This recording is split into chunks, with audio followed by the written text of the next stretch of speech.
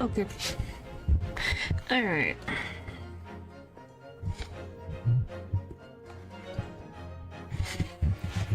Bum, bum, bum. Okay. Hello. Hello, hello. Hello.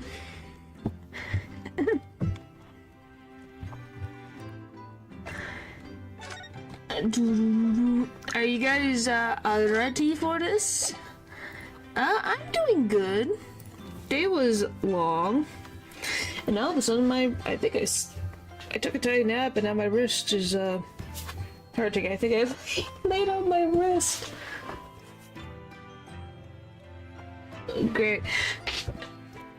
Oh boy.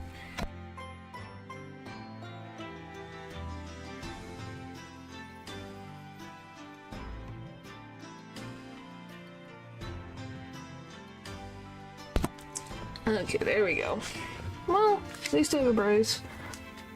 It's a good one, believe me. Well, that's good.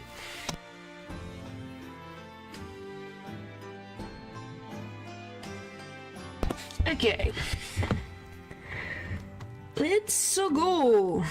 Time to deal with this thing. No, I haven't had time to pass it to digital. Hey, take your time. Life be freaking difficult sometimes. Hello, people. Anyway, we're going to Shalom's residence, and look what the frick I found. Boo. Oh, so scary. Just did another one on the first oh, sorry. 2nd of November. Shalom's suite.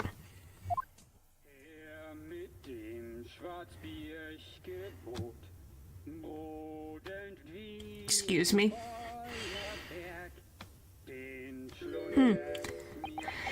I have many questions.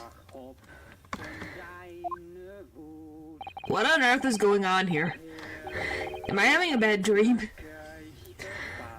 By accident. How the frick did you do that? Is it German? Maybe. Well, I don't know why you broke it. Goodness. No, it's an old German folk song. Rather fine rendition, I think. Wow, you were right. Paul, how the frick did you guess it was German? Well, that's the least of my concerns. Iris? I sang a lot. Huh. No, not Griffith. Yeah, nothing like that. I don't think we're dealing with Griffith. Why are you sad, Iris? Iris, what's the matter?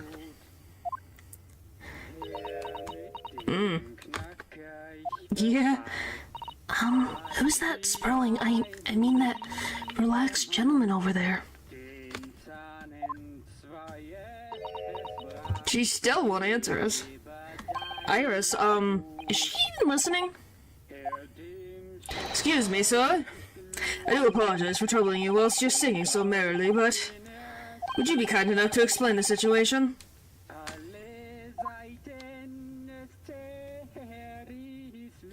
Well, that worked. Not. Croning gentleman and a mute young girl. Rather tantalizing exposition. Herlock, you have a random man that you don't know. With a frickin' 10-year-old who's being silent. Punch the man. We might, depending on what the frick's going on. And one that appears to have incited the gods of a deduction within me to find their voices too. Mr. Slums, do you mean?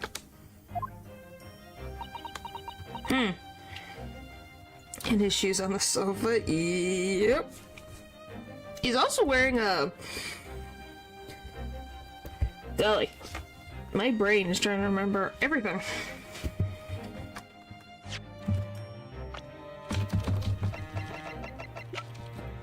Kazuma.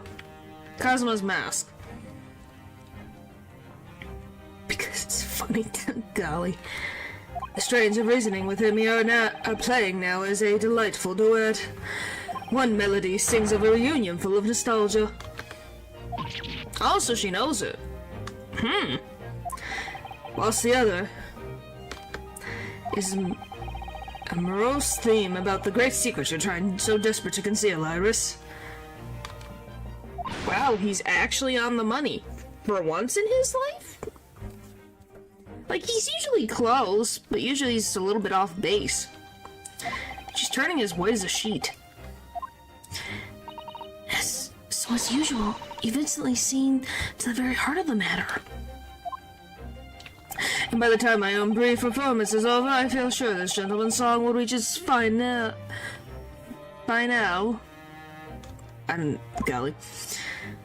So then, to Musicland, where all sweetness and delicacy and harmony. They do enjoy Herlock Shlom's latest logic and reasoning spectacular. Oh, we're already... Okay. The great deduction. The game is afoot. Topic 1. Man's identity. Firstly, we'll consider the gentleman's nationality. Clearly, he's a German with no grasp of the English language.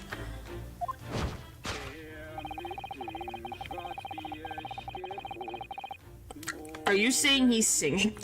No, he's freaking passed out. As evidenced by the Germanic song that he sings and his apparent inability to understand when asked to desist. So, why is the man here at all, and in such apparently high spirits? The answer, of course, Iris, is clearly known to you. Indeed, we only follow the gaze of those bright young eyes to unravel that particular part of this mystery. Yeah, that's what Herlock is saying. I don't think that's true. The reasoning for the man's mildly irritating warbles is revealed by the herbal tea. She looks innocent. Yeah, she hasn't done anything. I think that she was told something, and I think it's the chest, which is unlocked. You obviously offered our German guest a cup of your latest herbal blend. The tea's delectable flavor has made the man's spirits soar, and resulted in this joyful ditty tumbling incessantly from his lips. I eagerly await sampling the flavor myself, that I may join the fellow in his state of elation. Now to the next question. Who exactly is this gentleman availing himself so thoroughly of the seti? Is that set? Is that a weird way to spell set? Hello? Hello? Does he always have to speak like this? Yes. Saddle? Saddle? Like Seattle?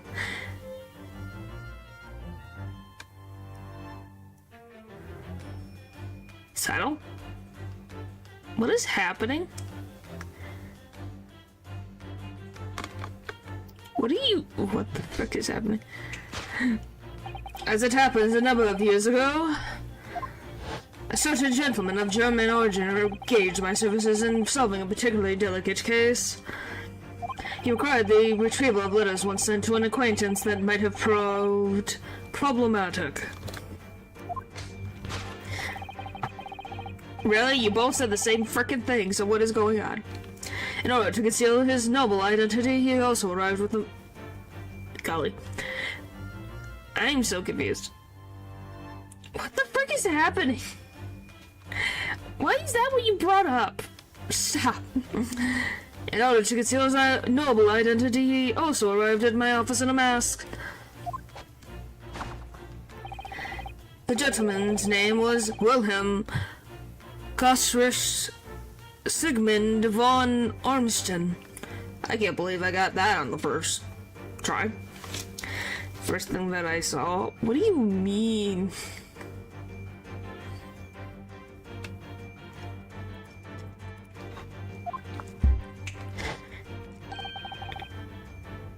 Maybe. The King of Germany. Why would the King of Germany come all the way frickin' out here? Okay, Herlock. I can suspend my disbelief on some things. Ormstein like Frankenstein.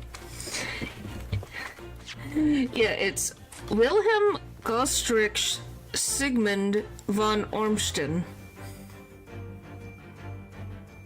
This is a king with a crimson.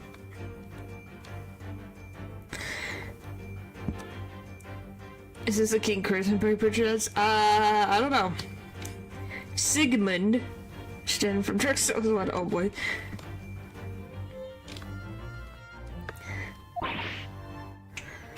If my memory serves, the mask worn by this gentleman is identical. Okay, unless Cosmo is the frickin' King of Germany, I don't think that's right. I'm Soul Eater? No, oh my god. What is happening? Yes, there can be no question the mask belongs to the King of Germany. It would appear that His Majesty remembers the fine service I afforded him, and he has decided to show his face again, mask and all, in order to express his gratitude. A well-mannered monarch, indeed. Wouldn't you agree, my dear fellow? By the way, here is frickin' Iris's expression. That's my expression. Huh?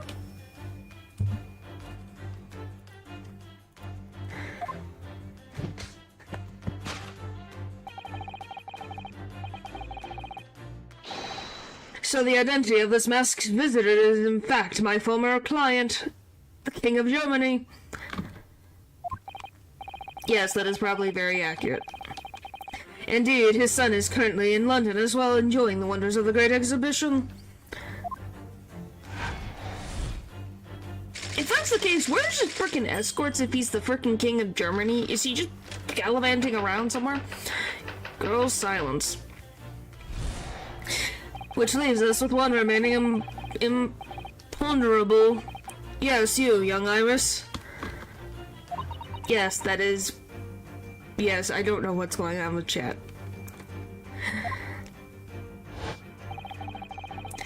But apparently... Okay. But your apparent despicable silence is unable to hide the truth.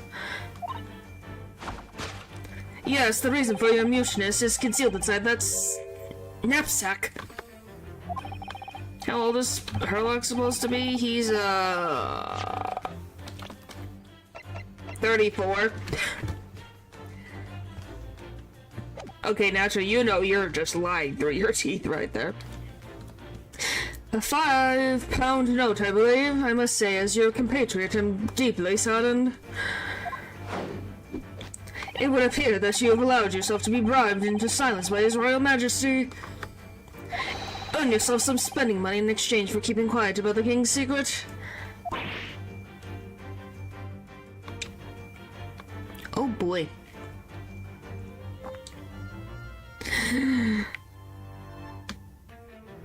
Stop, Natural, please. And now the final piece of the puzzle.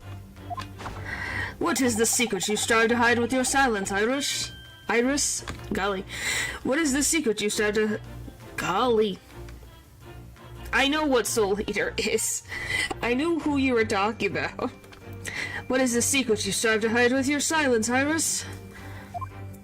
Ah, yes, we need only follow that brief, involuntary twitch of your eyes to find the answer.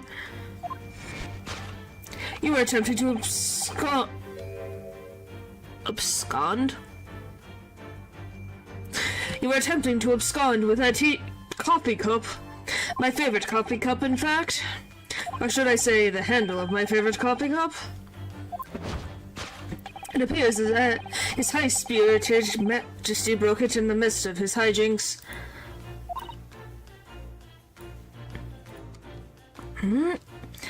Which leads us to the sad truth. My favorite coffee cup has been broken by the King of Germany, and Iris, you tried to conceal it from me.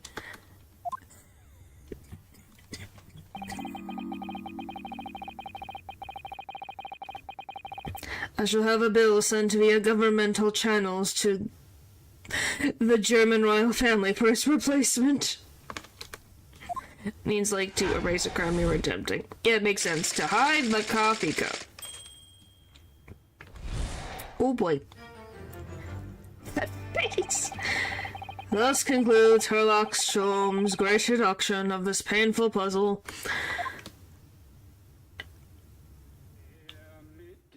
He's still calling. There's no cell phones.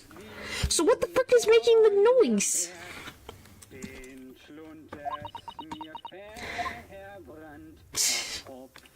With your silence as well, the fellow's jovial warble there rings in the ears, does it not? He's 50% right. Yes. He's usually 50% right. Apparently he's singing in his sleep, I guess. Yes, it is a German song.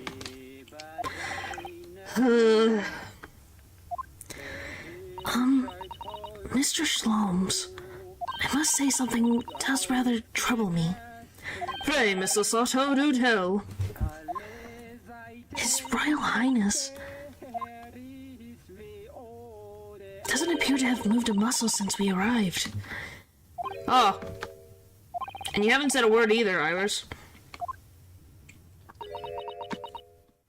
If Mr. Sholmes has it all right, you might as well own up to it now. Yep.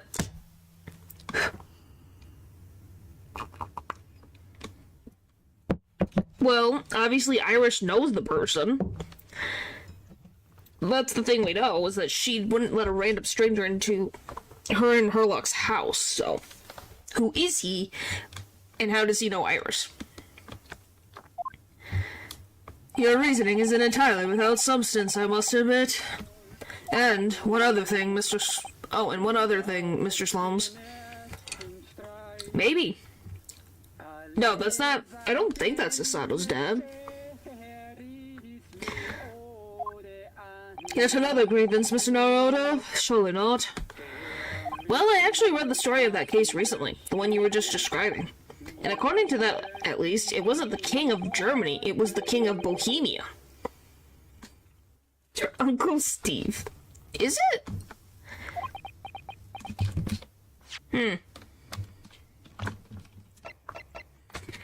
I guess. He just said that. God. Goodness, was it? But I think Sasato would recognize her own father. Yeah, kinda does have the same mustache, doesn't he?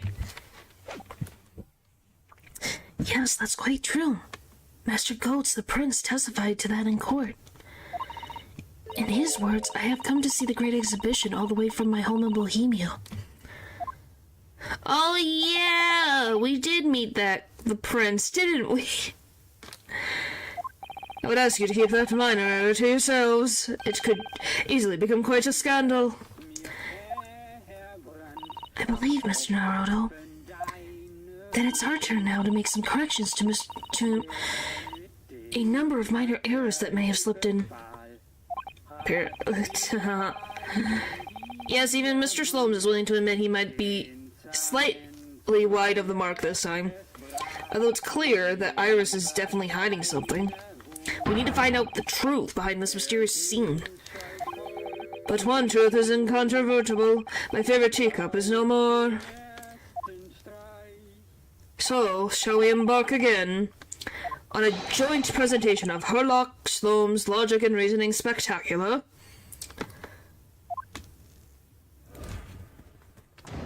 Can't turn on the song. What do you mean?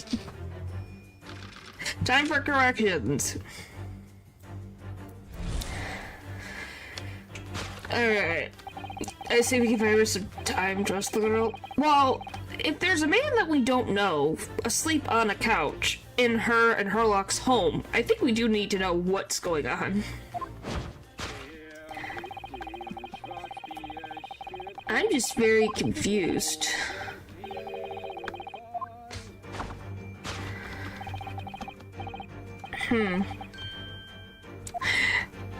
That's the thing that I don't understand. With like, is it those bright young eyes don't have a particular part of this mystery?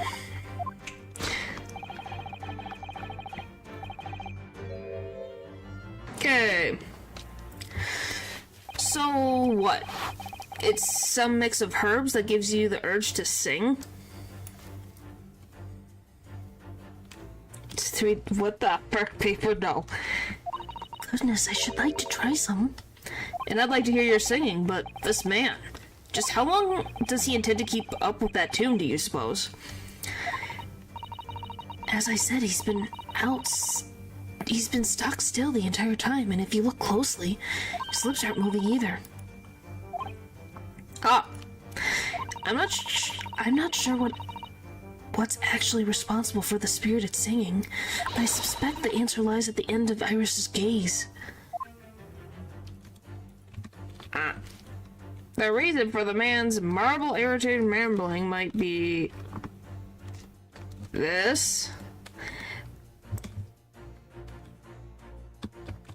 Take that!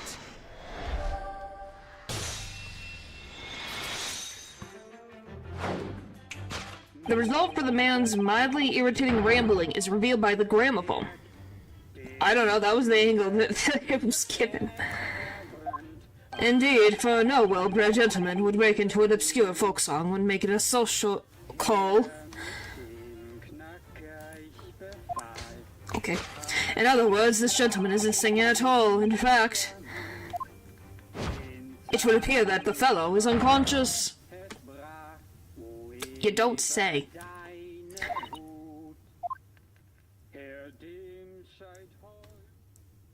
The music seems to have stopped now. Ugh. Yes, he's unconscious, so, you know. Sleep, really? Yeah, who knows? I don't think he's just sleeping. I guess we'll find out. I ask you, Mr. Naruto. Yes? Why would I have purchased a record of that gibberish? How should I know? Well, never mind. On with the deduction. Who exactly is this gentleman availing himself so thoroughly of the subtle? Alright, blah blah blah.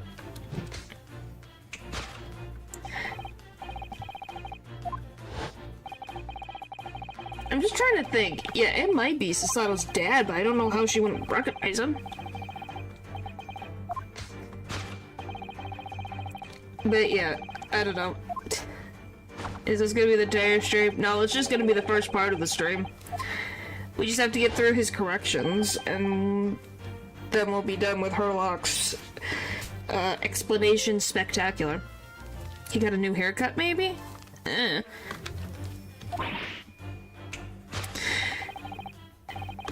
That would seem a little surprising.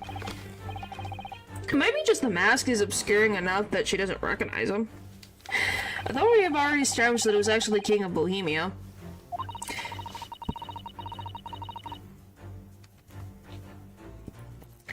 It seems Mr. Slomes intends to persist with his Germany theory for some reason.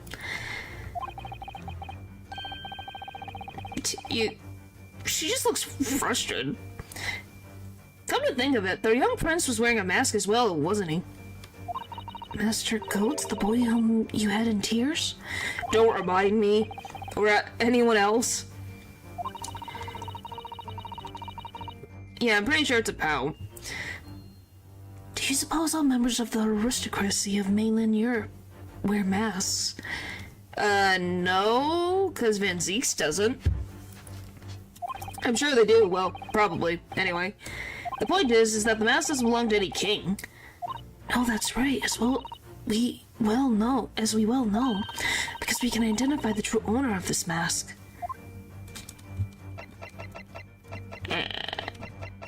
Take that!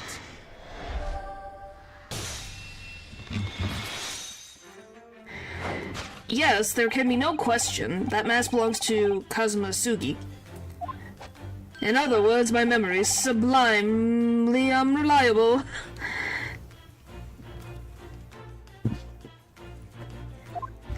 Only you could try to make that sound positive.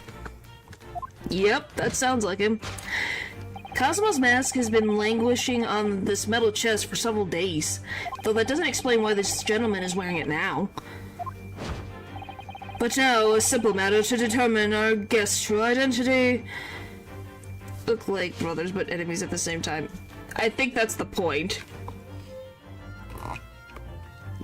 They're supposed to look like rivals and also allies.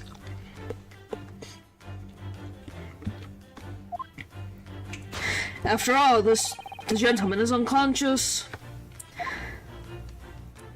We need only excuse ourselves in advance, gently lift the mask and peer beneath it.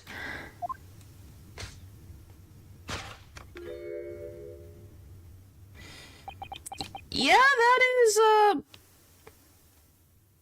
Mikatoba.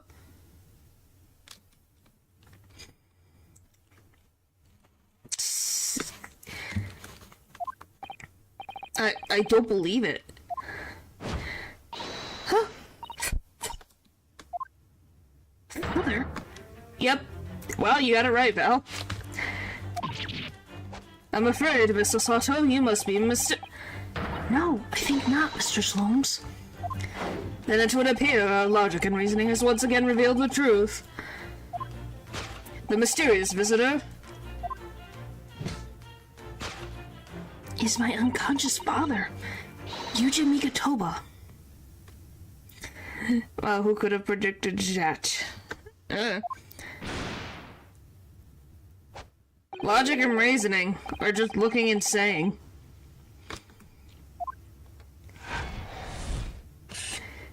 Yuji Mikatoba.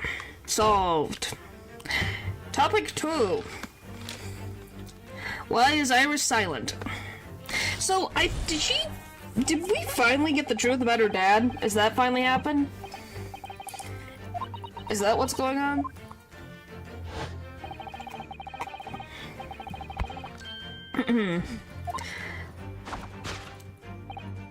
That's the only thing I can think of.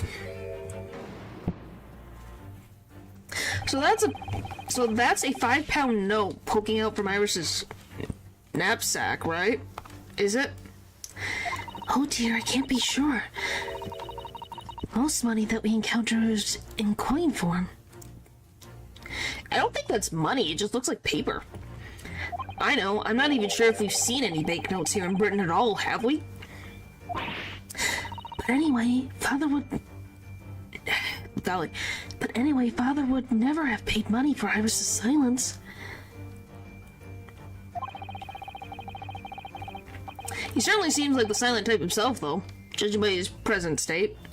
There must be some other reason for Iris's silence, I suppose. Perhaps what Iris is trying so hard to not give away with her eyes is something entirely different. Probably.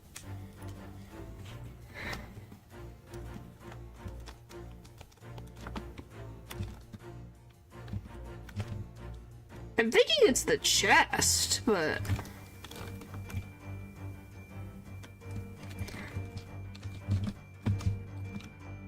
because you can only go like this.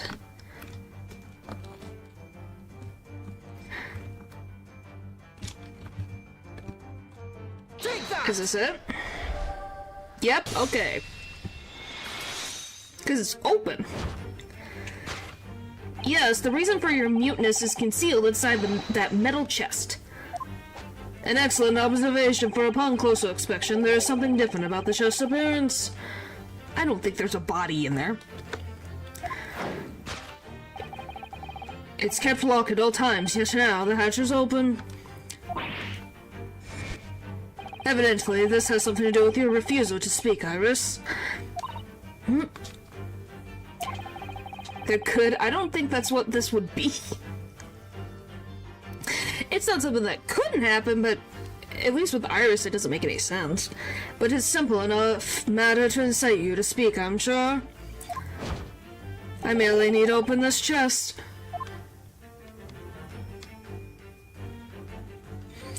I sometimes forget that Herlock has an actual gun. Do you guys forget that he has like a weapon? Like, just on the side here? Like, look at that. He just has a full weapon. Here we go. No, Hurley, don't! Oh. Oh, that's why he's unconscious.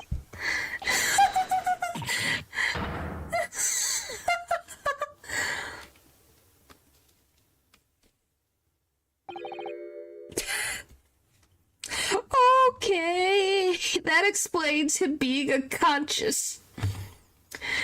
Wow, I did not expect that. He's not dead.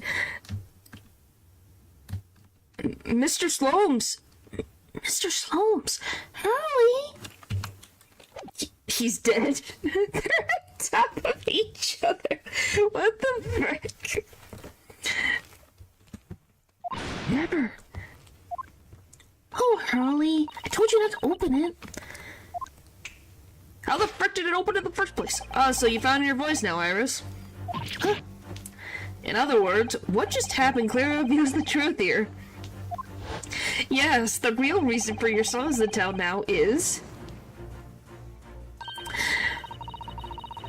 Oh, I don't think any of us expected a giant frickin' giant punching machine to hit Herlock in the face and hit him, rendering him unconscious.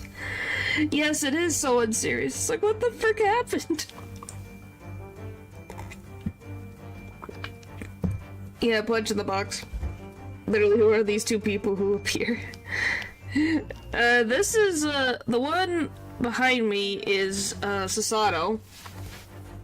This is Rianowski. This is somewhat different to the usual dance of deduction you perform with Mr. Slomes, isn't it? Well, he's left me alone on the ballroom floor, so I'm going to have to dance this next part solo. Anyway, I need to get to the bottom of this for my own peace of mind. Now then, Iris isn't usually the silent type, so... You mean you don't actually know the answer yet? Despite that knowing point of the finger before. Miss Sasato, sometimes a man needs to point his finger first and think later. Oh, well, if you say so. I think it's better we examine Iris more closely and try to rescue the situation then. Yes, the reason for your silence now is... Oh, she's got a key. Take that!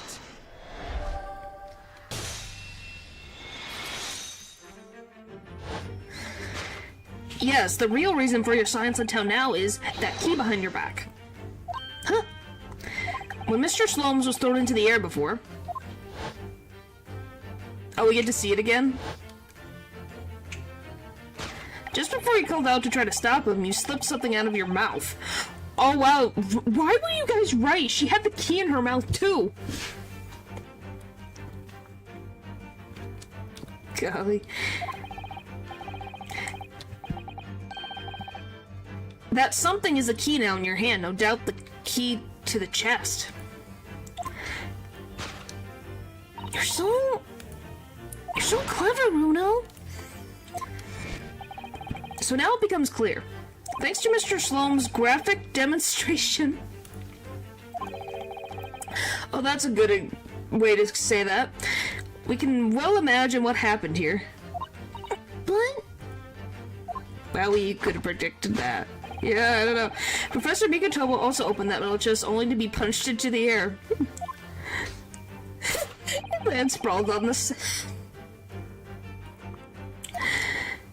But wait, that doesn't explain all the facts. What about the stylish scarf and the cup of tea, and above all, why would he be wearing Kazuma-sama's mask? Well, for those curious details, I can think of only one explanation. Certainly an unbelievable miracle took place in this room. Isn't that right, Iris? Yes, the whole thing that was up here. Considering how the room was arranged before this whole painful experience took place, when Professor Mikotomo opened the chest, when completely unaware what awaited inside, the mask was falling into the air just as he was, only to land neatly on his face when it fell down. And the teacup's journey through the air ended when it caught on the unconscious professor's finger. You mean to say that the stylish scarf is actually just a tablecloth? This is the great detective's office, after all, a place of miraculous deductions.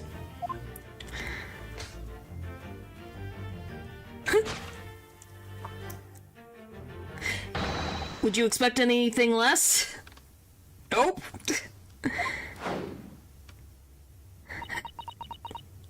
Yes, you're right. It happened exactly as you said. Brilliant, Bruno. Thus includes Ryunosuke Naruto's great deduction of this punching puzzle. They're still unconscious. So then why don't I make a fresh pot of tea for us all? Objection! Oh.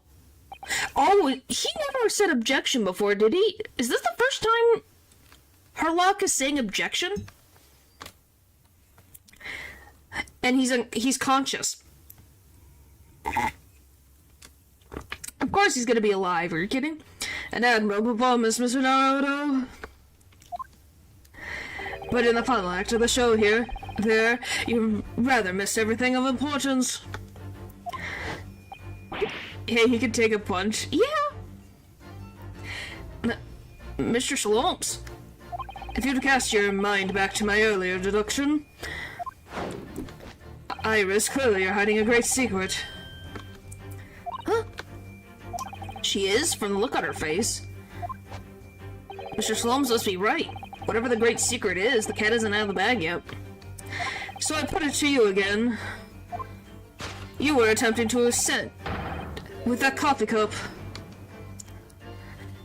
It really is a shame about Mr. Shlom's cup. It must have been smashed when Professor Mikitoba opened the chest. Oh dear.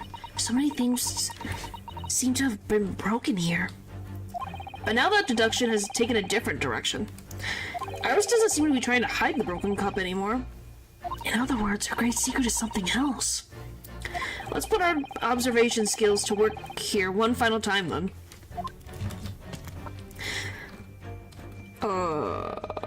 Is she hiding something? She's not hiding anything. Is it under the plate? Yep, there it is.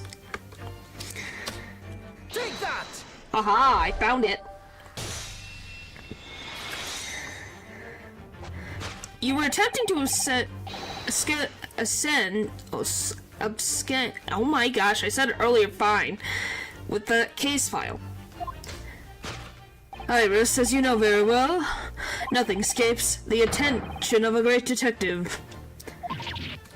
Thank you, thank you. Oh no.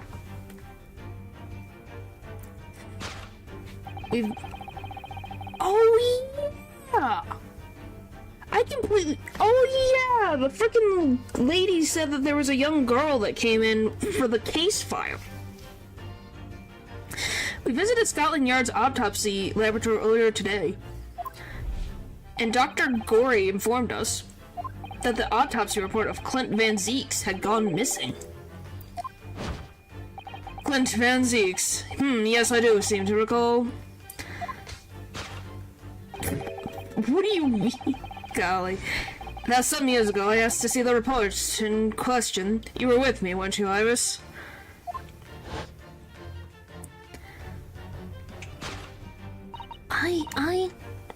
You mean it was you, Iris? So those papers you have there are... I'm sorry. Forgive me! But why does she have his autopsy report?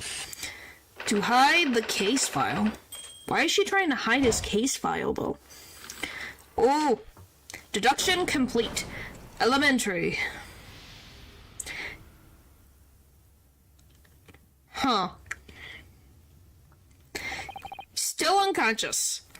In truth, I would like to have thought I could have predicted the booby-trap chest, but it caught me completely off guard. That was very nearly the late consulting detective Herlock Shloms. I'm sorry, Hurley. So you mean this autopsy report really is? Yes, I took it from the lab, even though I knew it was very important. How the frick did you get into the lab? I swear that Dr. Gorey doesn't leave that lab. Can never be... What the frick? I don't think that's how that works.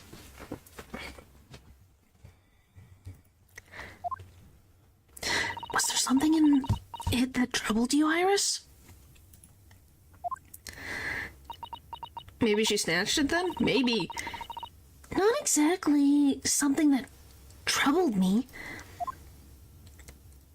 Something I'd been looking for. When I saw this report, when I saw the writing in it... Did she copy us? Yeah. I knew it was Father's. Huh? Your... Dr. Wilson wrote Clem Van Zeke's autopsy report? Really?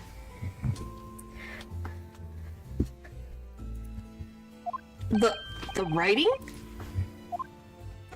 Your father's writing? What do you really mean?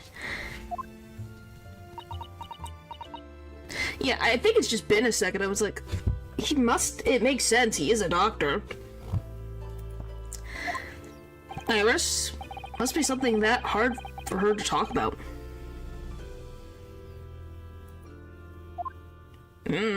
Just the first thing that came to mind. Just because that's something that, in this area, they particularly say, like, father more often than, like, dad.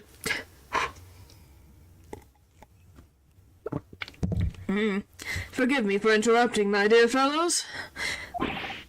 Mr. Slums, what is it? I feel as though the poor unconscious gentleman on the settle has been so much forgotten. Mother? Perhaps we should find our guest somewhere more peaceful to rest. Mr. Naruto. Yes? Would you be so kind as to lend him your bed? We must do our very best to make him comfortable, I feel. Oh, yes, of course. I'll help you carry him up. So will I. No, I can manage alone, thank you. You have tea to enjoy. You wouldn't want Iris's brew to stew. Because there's no better way to make the professor comfortable than dragging him upstairs like a truck.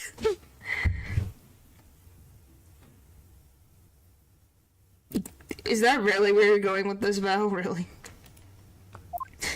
I wonder, perhaps that was deliberate. Maybe Mr. Slums is making himself scarce to give Iris the chance to speak more freely. You must use this opportunity to talk with Iris. And find out what's going on. That was a whole thing. That was literally almost an hour of Herlock's great deductions. Very trauma to have. Oh boy. Alright, your dad. Would you like to tell us about Iris, about your father? I'm sure I told you before, didn't I? That Dad used to be Hurley's partner. Yes, and that notes about all the cases they solved together are kept inside that metal chest. Wait. So all of their stuff is kept inside that chest. Are you saying that Dr. Wilson booby-trapped the chest? If not, did Herlock do that and completely forget that he put a giant frickin' booby trap in there to punch someone in the face? What?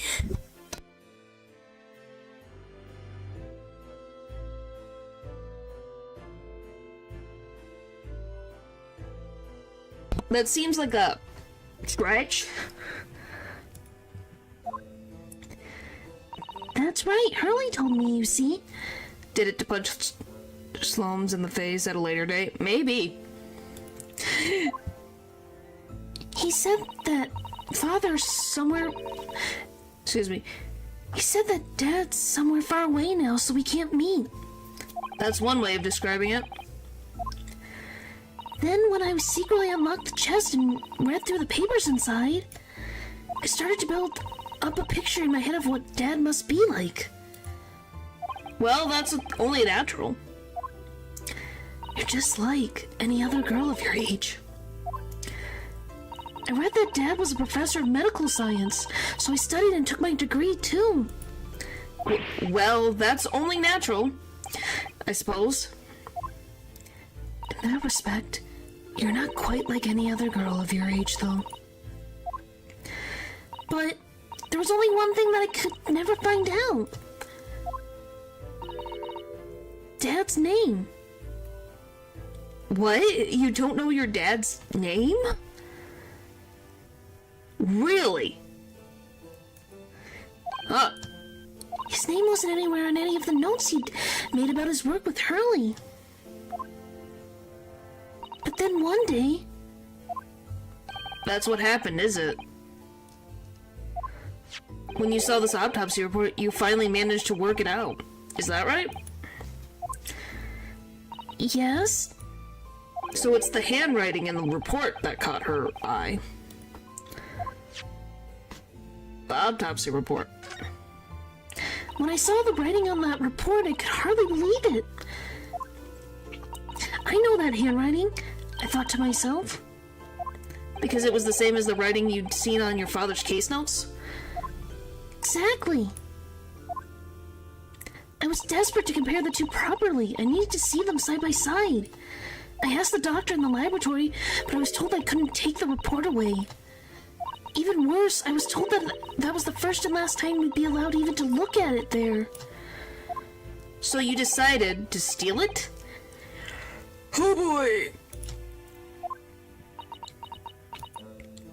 When I compared the autopsy report with the case notes I had here, there was no doubt. The handwriting was exactly the same. It was Dad's. And the signature of the coroner at the bottom of the autopsy report. Read Dr. John H. Wilson. So that's how I finally found out. I learned Dad's name at last. I'm surprised Herlock never told her.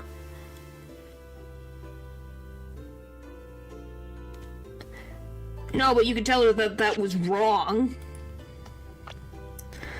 Because I'm like... She's 10, not 11. But it's like...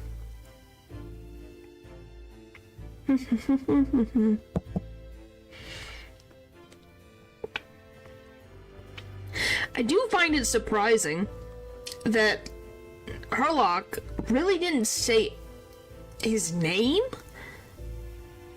Why? And for what reason? I see. Ever since then, I've called myself Iris Wilson. And that's also when I had the brilliant idea of writing stories all about Dad's exciting times with Hurley. Wait. Hold it. You've had this autopsy report for a while? Is that what I'm hearing? Has she had this for a while?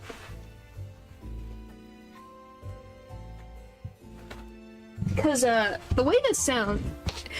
So no one noticed the freaking professor's last victim's autopsy report.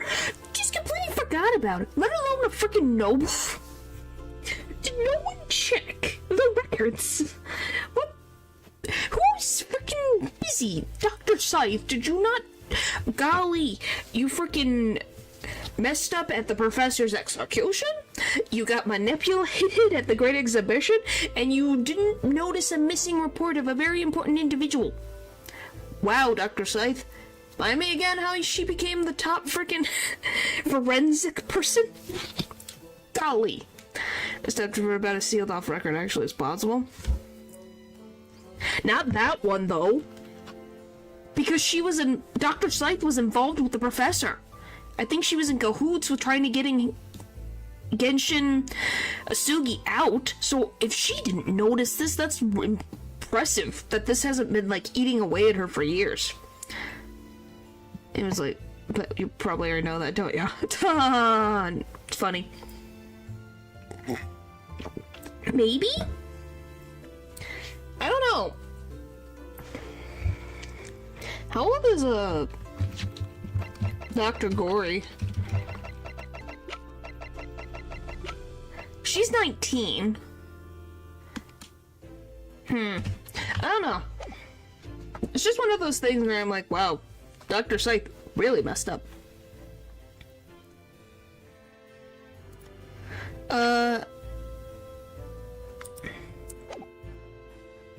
Of writing stories about all Dad's exciting times with Hurley. I decided there and then that I'd write The Adventures of Herlock Sholmes. Oh, Iris, I had no idea the stories had quite such a deep personal significance for you. But, okay, so this is something that I don't get either. What was Dr. Wilson doing all these years? Yes, he was murdered as in the first game of this, but was he in Japan this entire time? How did Iris not know her dad's first name? Probably checked the file, I guess, which makes sense given it's an obscure case at the time. Yeah, I guess. But yeah, I'm just surprised Wilson was so... Riddle me this, I'm equal parts jiggly and equals parts puff.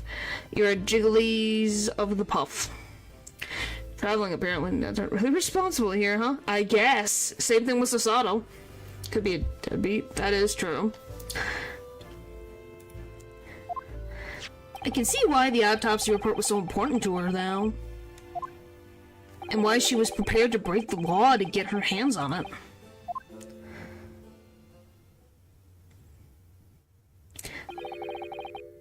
I must apologize, Iris. Must apologize, Iris. This is really all my fault. Really? I made a promise, you see, that until the time was right, I'd keep the details about your father a secret. Okay, what freaking conspiracy was Dr. Wilson involved with? Please tell me now. I need someone to explain what freaking things was he involved with, because this feels like the underbelly of a thing. They just left it to her, to be honest. Yeah. George roasted me too. Yeah, from my understanding, yes.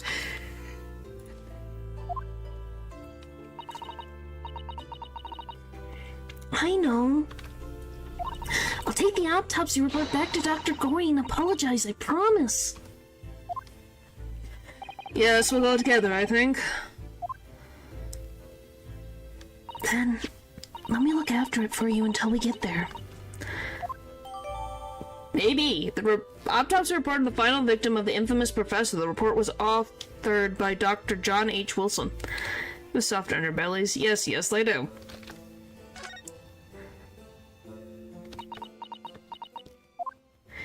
I must go and water my herbs, I think. I'll see you all later. Poor Iris. She must be feeling awful. I know Mr. Slomes is here for her, but still. Huh? What? No. What's the meaning of this, Mr. Slomes? Mr. Slomes? Oh dear me. So, you've noticed, I see. But that would mean... What on earth's the matter, Miss Sato? You've turned as white as a sheet. It's this autopsy report, Mr. Naruto. The one from 10 years ago. The writing isn't Dr. Wilson's at all. Huh? Oh, excuse me? What do you mean? Then whose freaking writing is it? Huh? What? What do you mean? How could you possibly know that? Because I know this writing very well. This writing... it's my father's. What? Professor Mikatowa's? Indeed, it's true. And now you know, my dear fellows? No, I don't know anything. What on earth does all this mean, Mr. Slomes? Because the idea that's slowly forming in my mind is just too extraordinary to believe. Please, you have to explain. Yeah, I need some explanations and things to be said, please. I'm getting dizzy. Victim Clint Van Zeek's male. Coroner John H. Wilson. Nationality, British, age 33. Time of death, 31st of May, between 9 p.m. and midnight. Observations. Death from a single stab wound to the heart. Other superficial external wounds indicative of a duel. Additional notes. Recent scarlet ink stains visible on the little and ring fingers of the right hand, but no document and corresponding ink was found. Huh. It was actually Mr. Wilson all along. No, he wasn't. So he had a duel with someone. Okay, Eldridge, I think you have an obsession.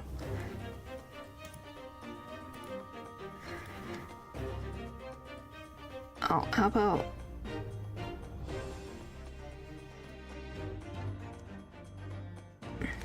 There we go. Just hang out there, I guess. So he had a duel and he, like, put a seal?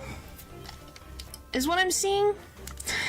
Autopsy findings. Vital evidence recovered from the victim's stomach during autopsy. Credit to Inspector Gregson for petitioning so doggedly for the autopsy procedure. No internal trauma noted anywhere in the body. John H. Wilson.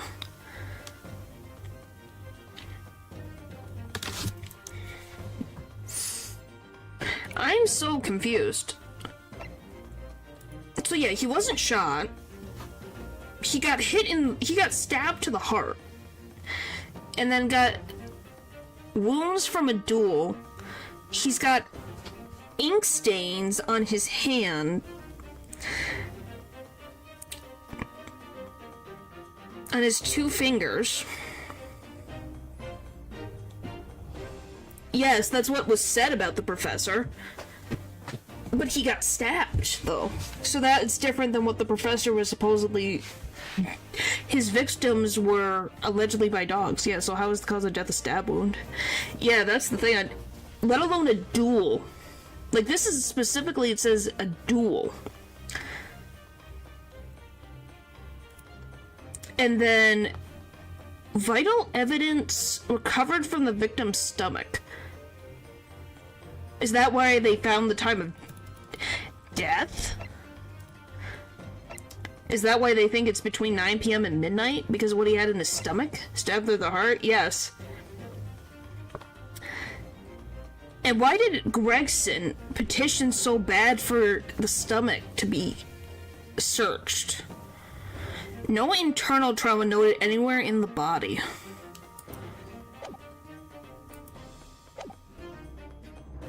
This is some weird things going on. The autopsy report writing. So, this autopsy report was actually penned by Professor Mikatoba then?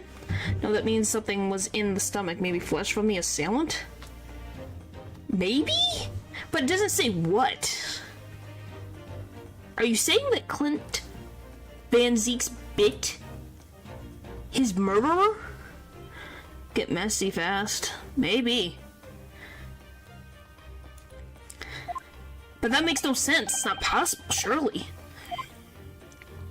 Not possible, my dear fellow. Pray take a deep breath and think again. Yes, you're right. In some ways. It actually makes a great deal of sense. It does?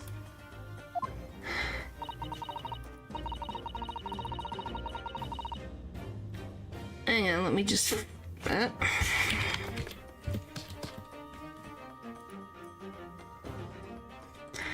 I'm already taking up freaking space anyways. There we go. 10 years ago is when Father returned to Japan after his extended study tour in Britain. And prior to his return, where was Dr. Mikatoba engaged? Of course. He was an assistant in Dr. Wilson's laboratory, learning about forensic science. Or hear me out. What reason? I don't know about that one. I think that's a different case for a different day. And an assailant he would have hated assistant, he would have aided with the dissection work, making detailed notes, which be assembled into a full autopsy report. Once the work was complete, the head coroner would check the contents and put a signature on the document. In other words, the only writing of Dr. Wilson's in the report would be a signature at the end. I see. So Iris got the wrong end of the stick, you mean? She saw that and assumed the whole report had been written by Dr. John H. Wilson. Which is very understandable, of course. What a complicated situation. It was signed by Wilson, who carried out the procedure, though Professor Mikitoba actually penned the report. And this is why you also put pen, like, written by blah blah blah blah blah. Your partner. Thinking about it, most of what we know about you, Mr. Slomes, comes from the published stories of your exploits. Yes, The Adventures of Herlock Slomes, written by Iris. And we really have no way of knowing what's fact and what's fiction. Most troubling for you, my dear fellow, I'm sure. So what about this supposed partner of yours? Does he really exist or not? Ah, you've come straight to the point, I see. And please come straight to the answer. I believe Iris explained it in one of her installments. He was a trusted comrade and the only person I could truly have called a friend. And did this partner of yours truly make a record of all your cases? Are his notes really stored inside that metal chest? Absolutely, my dear madam. Absolutely. So, where's your partner now? We rarely meet. You see, he lives on the other side of the world. Yeah. I'm so confused. What do you mean? Oh, where's your partner? You freaking met him. What do you mean, Ryunosuke?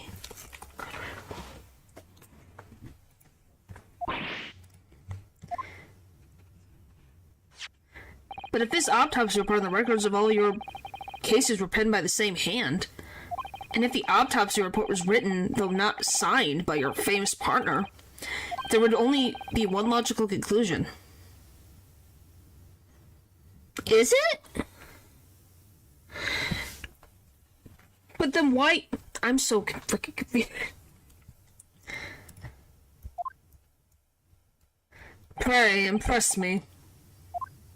Your partner would have to be Yuji Mikitoba. In other words, Mrs. Sato's father. Then who is Iris's dad, then? Upon my word, Mr. Naruto. Yes? You are coming along wonderfully. You have hit upon the method at last. You finally grasped the auto-deduction. You mean to say... Allow me to introduce you. Oh, not auto. To my greatest friend and partner, Mikitoba. Okay, but then who's... Okay.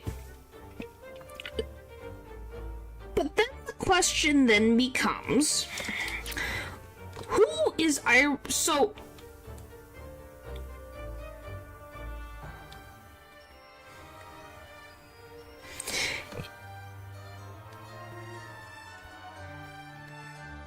Okay, are you guys getting this, or am I, like... So, Wilson... Dr. John H. Wilson exists. Because he did exist in the first case. I'm assuming that is Iris's father. He's a coroner. But if... John Wilson is not Herlock's partner, how did Herlock end up with Iris in his care? Mr. Slomes and Professor Mikitoba. Iris recognized the writing from the case on the report and mistook it for her father's. Or did he? Shloms and Mikatoba.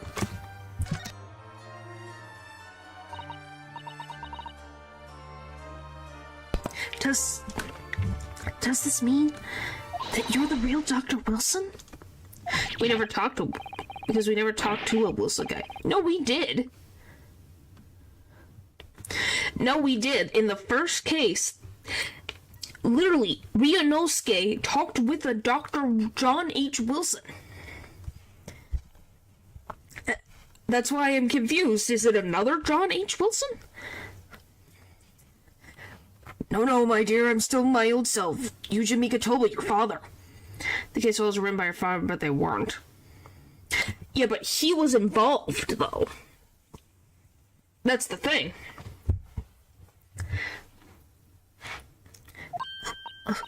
Of course.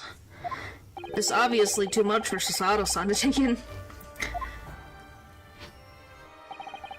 Must say, though, how my old friend has attained worldwide celebrity as a great mystery solver is the greatest mystery of all. I still remember the first time we met. Pray remind me, when was it again, Mikatoba? 16 years ago, Shloms.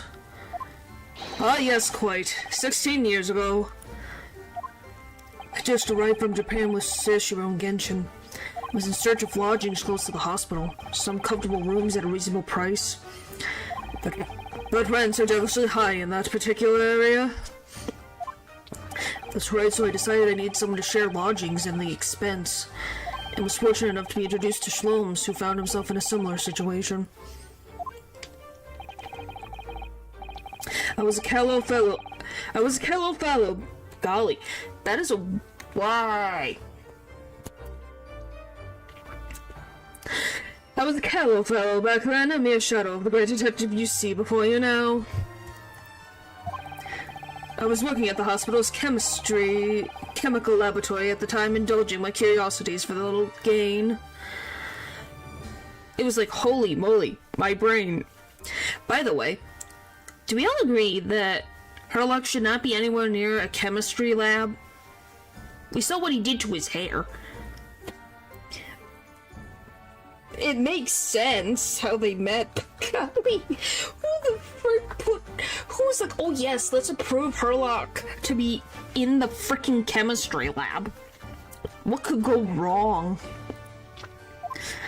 And the situation of our cohabitation led us to pursuing cases together, you see. Hard to believe.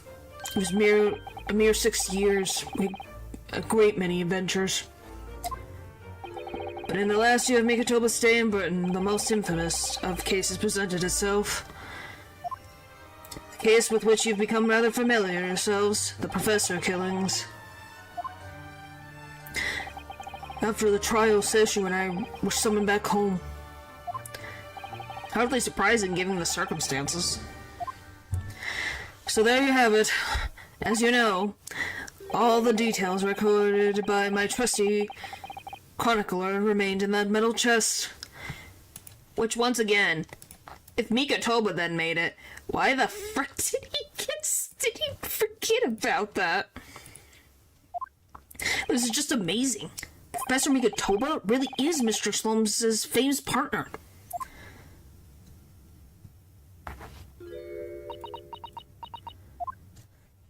Father. Goodness, my dear, what a cutting look. As your daughter, I'm very proud to learn that you are the great detective's great partner. But nevertheless, there's another mystery that I really must ask you to explain now. And that is? You know very well what it is. I could. I just saying, is that fine? I'm just trying to make sure that I'm not, like, taking up too much of the... I'm taking up too much of the screen anyways, in general.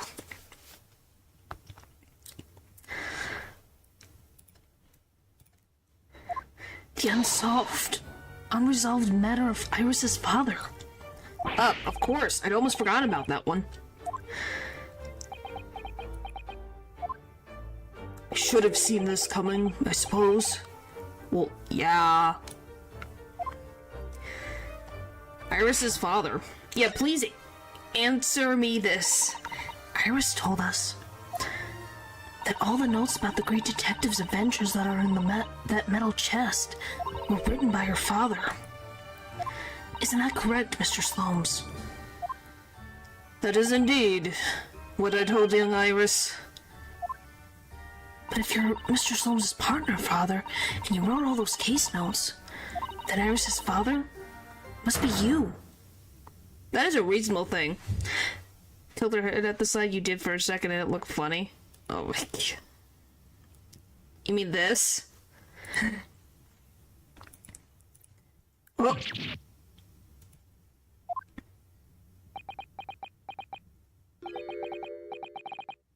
Are you gonna tell me? Goodness. Upon my word, Miss Sato. You are coming along wonderfully as well. You too have hit upon the method at last. Are you saying he has a frickin' second child? Iris and Sasato are siblings? What? I'm getting confused. My brain. You finally grasped the art of deduction. What? What you've always told me, father, is that my mother died when I was born 16 years ago. And you left me in grandmother's care whilst you embarked on your study tour of Great Britain. And I've always accepted that. But all this about Iris... Oh, there it is. Sato's son's ice-cold stare. Yeah, So, Sasato is left in Japan with the grandmother because her mom died in childbirth. Because this happened 10 years ago? Because Sato's 16. Because it happened 16 years ago was when he went to Great Britain. Iris is 10.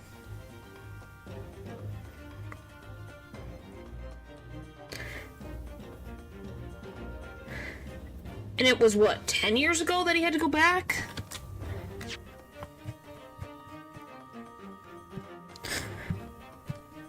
And he came back 10 years ago.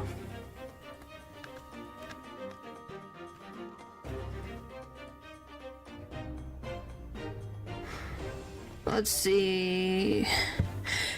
Hard to believe it was merely 6 years. We had a great adventures, but then in the last year, Vikatoa was staying in Britain. I've met someone over these 6 years, and yeah. That is a good question. Because here's the thing. If his wife passed away in childbirth, and he met someone else during a freaking decade and a half, and then didn't know he had a kid, but that wouldn't make sense.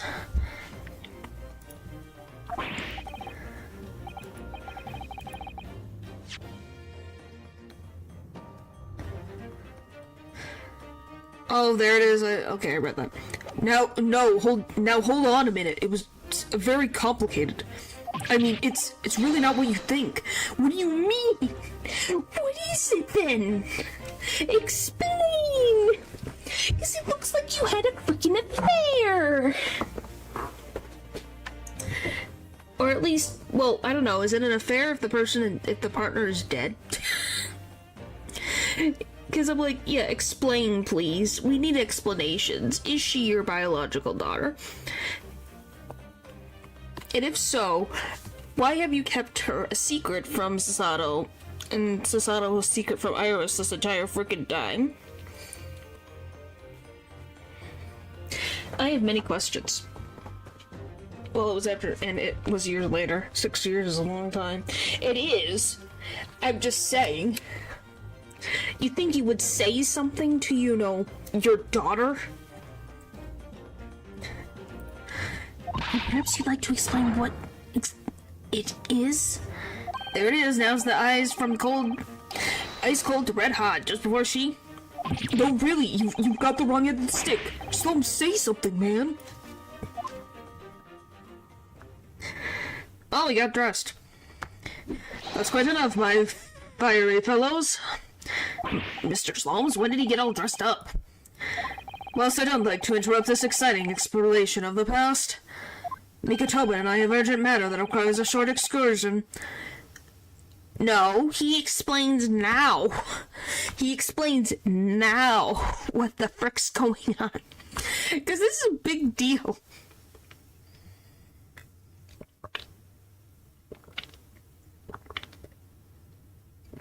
Sorry, I need to drink my tea. Milk again? Who the frick knows?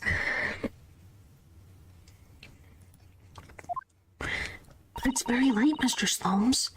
Where must you go?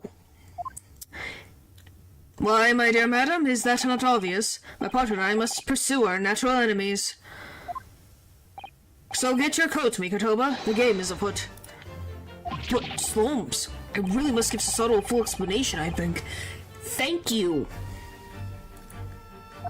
Later, my dear fellow, later. Our carriage awaits downstairs already.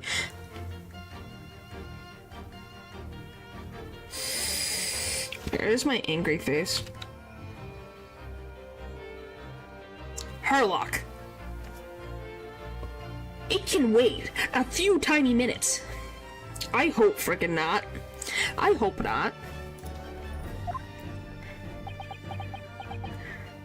You haven't changed one iota, have you?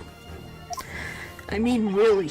I visit our home after 10 long years, and when I open that chest in a fit of nostalgia, I quite inexplicably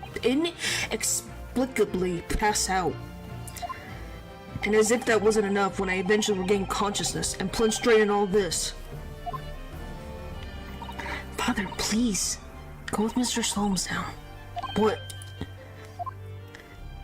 I've no doubt that whatever happened, you were acting in everyone's best interest. I don't know about that. I trust you, completely. Sato.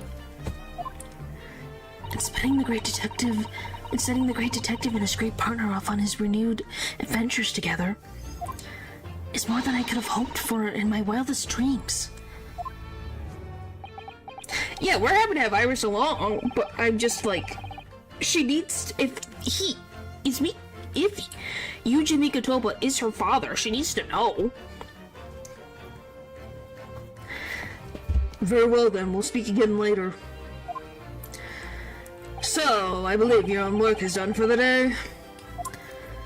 I wish you the best of luck tomorrow. Yes, Naruto, good luck in battle, and in reaching a decision. A decision? About whether to go back to Japan, I suppose?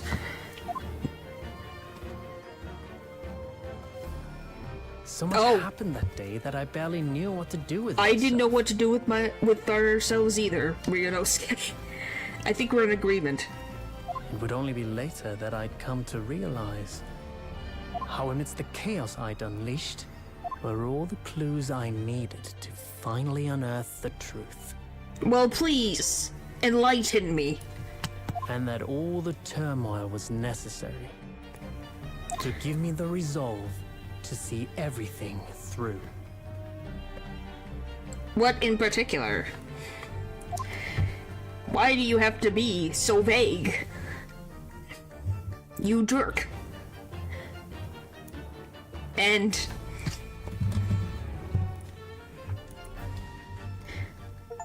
for completing of episode 4, the greatest journey. Wow. So what is... so... wow. Look, guys, the final. The Resolve of Ryunosuke Naruto. Part 1. Yet to be continued right now. Look at that. Here we go. The final chapter of Ryunosuke's journey.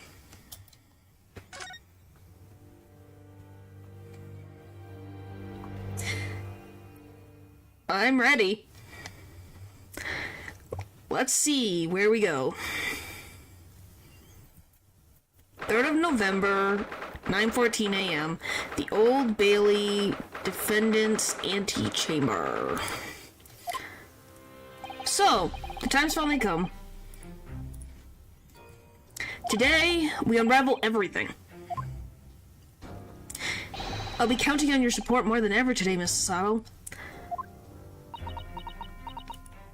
Mrs. Sato? Okay, was this necessary? He can't have a concussion. He's going into freaking court. Oh no, what's the matter, Mr. Naruto? Nothing. I was just saying that I'd be relying on your support today, but... I'm so sorry, of course. I know I can be rather incompetent at times, but... I shan't let you down. Well, you didn't let me down. You made me upside down. Would you mind helping me to my feet, then? Oh dear, I'm really very sorry. Rinnosuke just needs to wear a helmet at this point. Sato isn't her usual self at all. But that's hardly surprising, I suppose. She really is. She really, really is.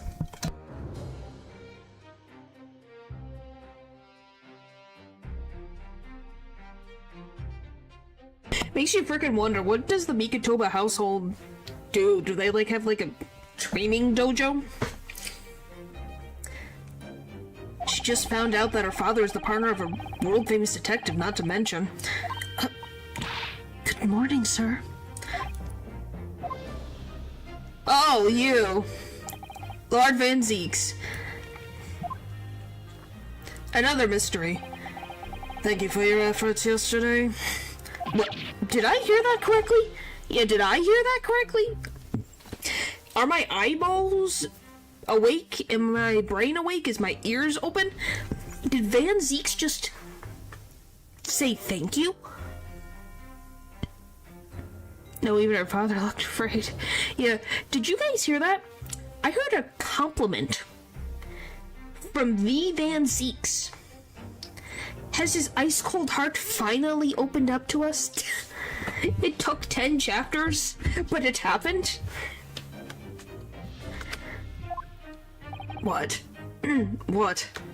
Oh, no, nothing. That is true, is near truly, yep. Just, I hope we can clear things up today. I really can't make this man out. His face says, I hate you, but his words are almost jovial today. That's jovial face right there, yep.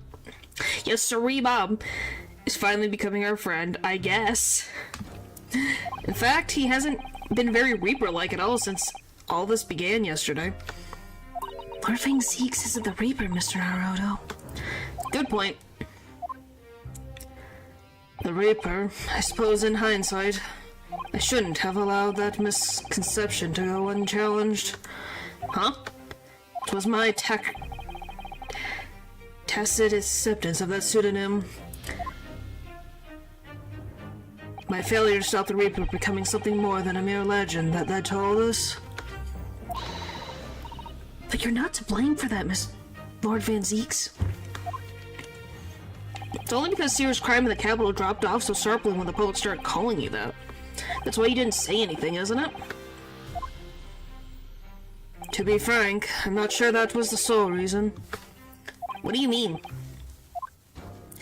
There was a rumor at the time that the Reaper was really the ghost of my late brother. Aww. Aww, that's...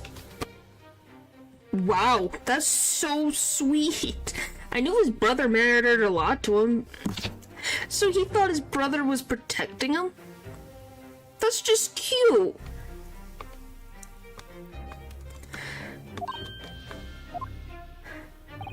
That having been slayed by that evil killer, Clint's restless spirit returned to some sort of demigod, to wield the deadly blade of justice where I, by dint of the law, could not. Messed up but cute. Yes. Yes, but it's still very cute. That's just, in a way, that's sweet. That's how much he thought of his brother. That his brother was someone who fought for justice and right in the world is really interesting. Yes, we've heard that story too. When I lost him, felt as though I'd lost my guiding light. I didn't know where to go or what to do. And so, in some small way, I wonder if perhaps those rumors made me feel his absence a little less keenly. Yes, he thought... That's what... I think that's a compliment, wouldn't you say, that that's how he thought of his brother? As someone who was determined to get justice for the truth? I think that's very honorable. And a big compliment. Especially from Van Zeeks of all people. Even if I knew it was just an illusion. Just some nonsense conjured by an over-imaginative public. He was obviously extremely important to you. Lord Clint Van Zeeks. Well, what's important now is uncovering the truth. That's all that matters. I know that you didn't take anyone's life. And I intend to prove that beyond a shadow of a doubt in court today.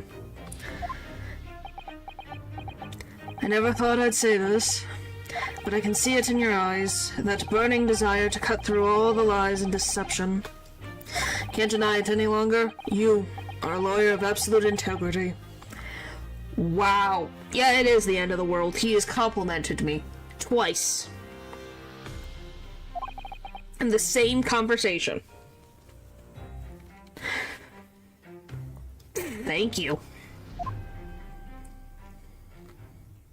Now tell me, why do I detect the scent of expensive tea leaves in the air? Oh. Hi, Iris. Oh, Iris, when did you get here? Oh. We'll sound the end of any second now, I guess.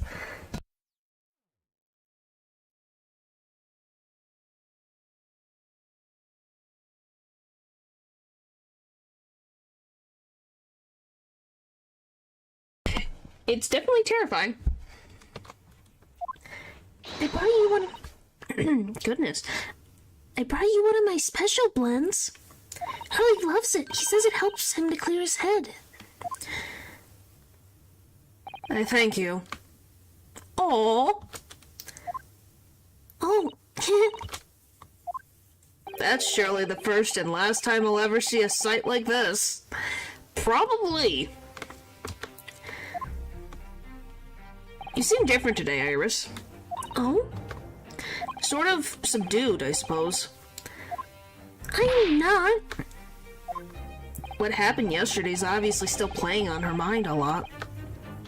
She's clearly very troubled about having stolen that autopsy report from Dr. Seitz's laboratory. Alright then. Good luck to you both. I have to make a move now. Oh, you're not staying? I thought you'd want to watch today's proceedings. Well, I'd like to cheer you on, obviously. But I've got lots to get ready. Get ready? For what? Oh, yes. Would you take this? It's a little detective buddy. Isn't that one of the little felt dolls that usually dangles from your knapsack? Yes, it's a lucky charm. A little Hurley that I made once. Oh, that's so cute. So she thinks of Hurley as a rabbit. That's cute. A Hurley? Looks more like a Harley to me. If for some reason... Goodness. If for some reason you completely run out of options in today's trial, then just pull this little Hurley's ears as hard as you possibly can. What? Pull his ears? That's right. It's a way to bring good luck. I think you might need it. Little doll of Mr. Sloane's in hair form. I've been told to tug its ears if I run out of options in the trial today. Oh boy. You think what we'll need is luck? I just need to peek inside the courtroom. And it seems very different to normal. Yes, it would seem. To give that innocently. Yeah. That a certain someone has decided to pull out all the stops. What does that mean? Did Kazuma do something? What about Mr. Sloane's, Iris? I don't know. He was out all night. He was out all night and he had to come home by the time I left this morning. Oh, I see. Was Professor Mikatoba out all night too, do you think, Mrs. Sato? Yes, it would seem so. I telegrammed the hotel this morning. And apparently they didn't come back to their rooms last night at all. They? Father and Judge Jikoku, I mean. Where was the judge? Judge Jikoku too? That's right. Nobody appears to have seen either of them since yesterday. Counsel for the defense and the defendant. Court is about to be in session. Please make your way inside the courtroom at once. Good luck then, Runo. Good luck, Susie. Yes, thanks, Iris. And you too, Mr. Reaper. I hope it goes well. Once again, I thank you for the delicious tea. It was very soothing. Oh, I'm so glad. We must go inside now, Lord Van Zeeks. Alright, away we go. Lord Van Zeeks has always been the formidable prosecutor I've had to lock horns with in court. But not today. Today I battle with another in pursuit of the truth. My best friend, Kazuma Sugi, who I trust more than anyone else in the world. Now I understand what it was that drew me here to Britain all those months ago. Now I know exactly what destiny had in store for me. It's all been leading up to this one day, to this one trial, to this one final reckoning. Mr. Speaker, tell me if any signs of the apocalypse appear. Okay. We'll see.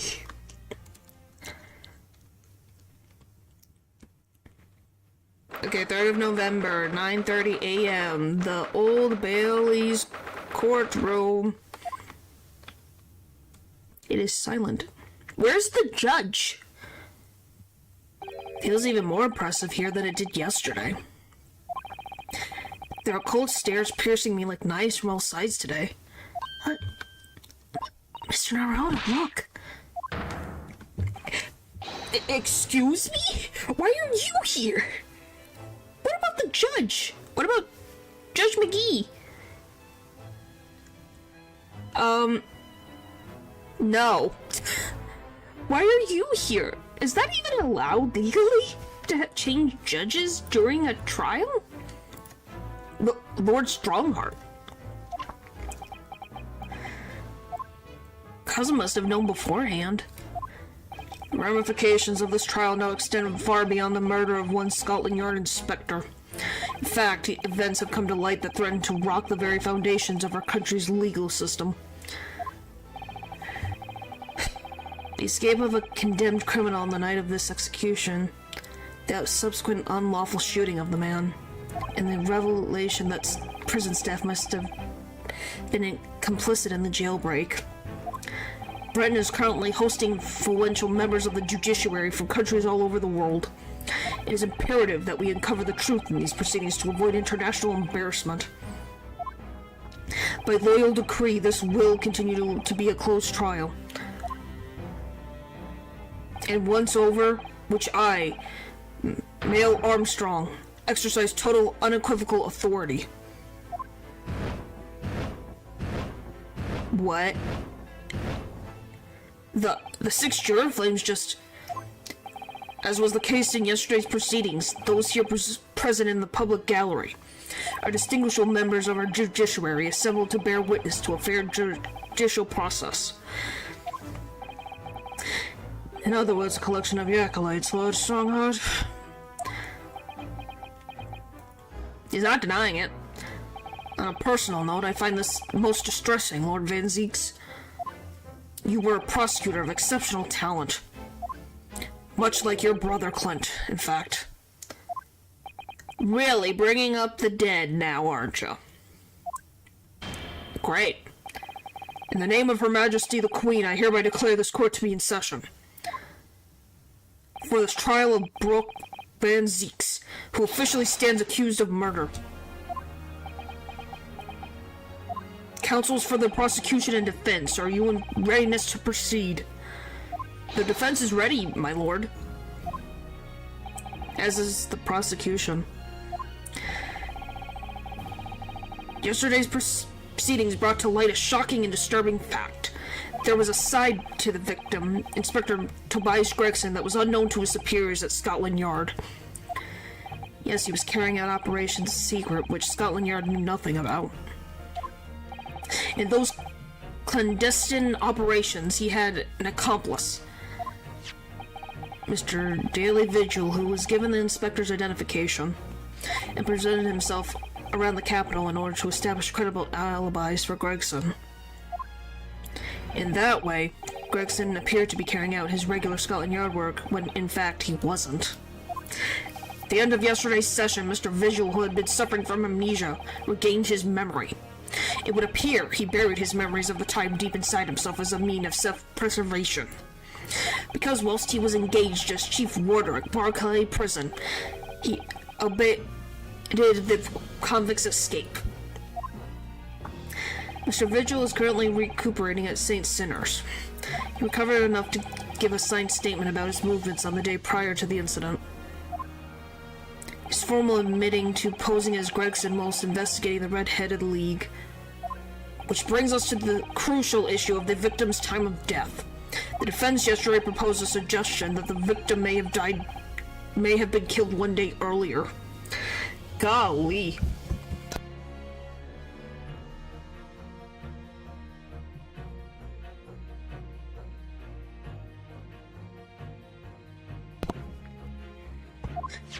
This was based largely on the discovery that the victim's pocket watch had not been wound. Prosecution has something to report on that subject, my lord. Really? Go ahead, Prosecutor Asugi. I met once again with the coroner yesterday to discuss the issue. She confirmed that the defense's suggestion cannot be ruled out. Thank you, Dr. Gory. You're a coroner that's actually on my side. It's entirely possible that Inspector Gregson was killed on 31st of October, the day before his body was discovered. I have here an updated autopsy report that includes the amended details. But the official opinion of the investigative team was made clear yesterday, that the time of death was 5 p.m. on the 1st of November. There are indications of an attempt to disguise the real time of death, however. It seems that the natural decaying process of the victim's body may have been slowed by keeping it chilled. That's out of the question. There are no refrigerated devices in that part of London large enough to accommodate a human corpse. You say that like that's an impossibility. Guys, you didn't even know that Gregson handed out his ID badge, his Scotland Yard ID, to a random man to say he was Gregson. Anything's frickin' possible at this point. My lord, this is more than just conjecture. There's evidence to support the idea. We must investigate it thoroughly. Very well. The court will accept the new report as evidence. However, if this updated report is deemed to be accurate, it would give renewed significance to the movements of the victim on the day before the Fresno Street incident. It would, yes, especially since on that day, Inspector Gregson was using Mr. Vigil to cover up his real movements. It's conceivable that he was killed in the course of his secret activities. Do I sense that the prosecution has some information regarding these activities? Scotland Yard put an enormous effort into investigating that precise matter yesterday. I think we should begin by presenting the results of that investigation work. So the prosecution calls its first witness now. Oh! Hi, Gina. State your name and occupation for the court. Inspector Gina Letstrade reporting. Representative of Scotland Yard. Self-conference rank, but never mind. Gina? Again? What's your problem, Odo? What's with that Gina? Again? Look, huh? The boss meant the word to me. He done more for me than anyone else ever did. Oh, Inspector Gregson, you mean? He got me out of the back slums of the East End and took me under his wing. Tell me the life can have a purpose. Strongheart's the judge?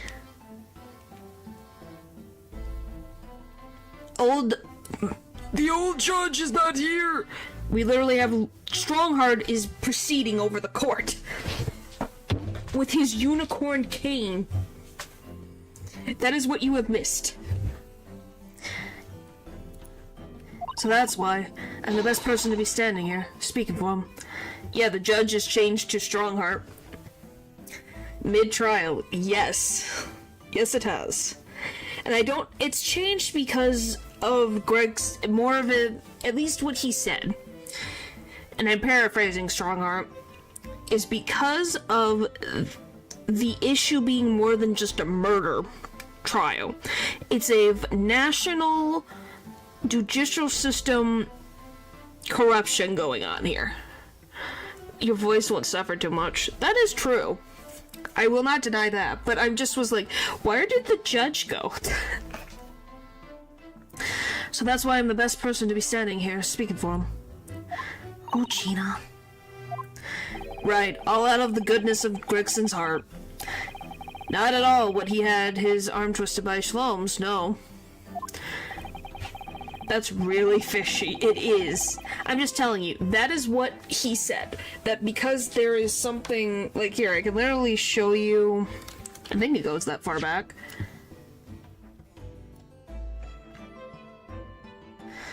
Go up.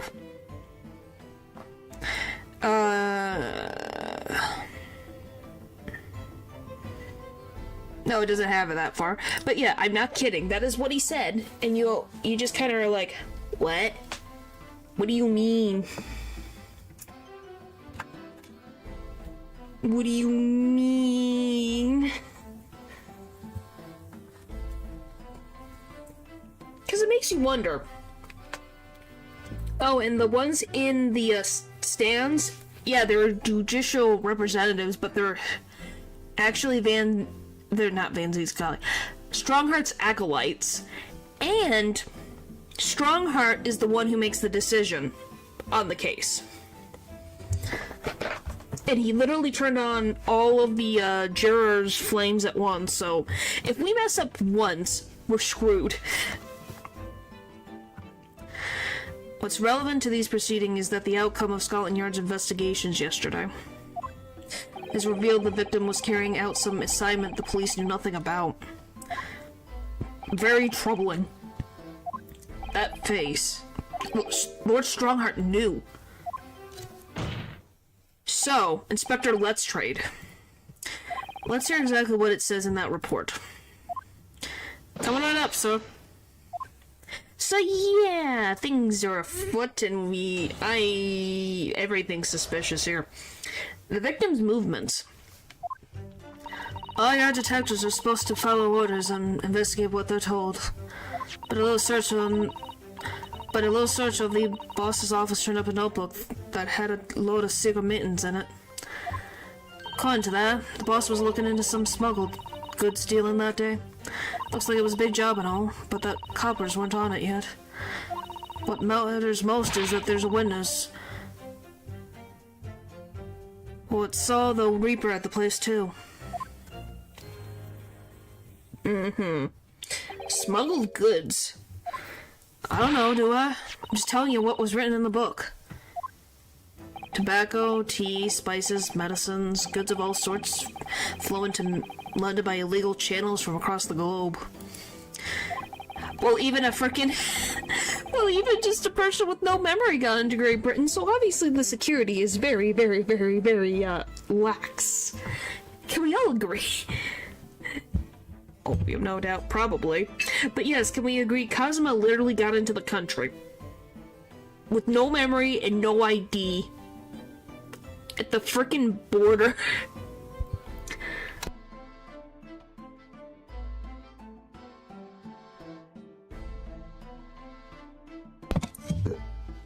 I don't know. YouTube be funny sometimes.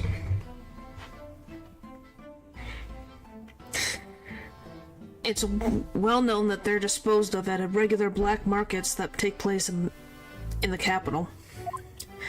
But the police are rarely able to locate them in time. And the only way they started being used after the World Wars, to be honest.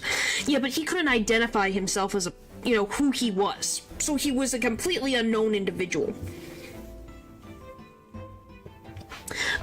A foreign man who didn't know who he was, he just knew he had to go to Britain. It's a little suspicious, wouldn't you say? Just a little bit suspicious.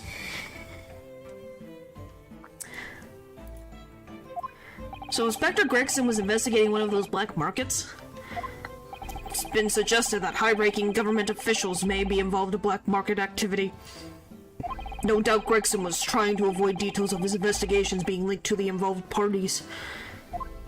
That would explain why he was operating on his own authority without the Yard's knowledge. And what if he had the money? He had no money! Like, he worked to get a ticket to go to Britain, but I don't even know if he had enough more money than that.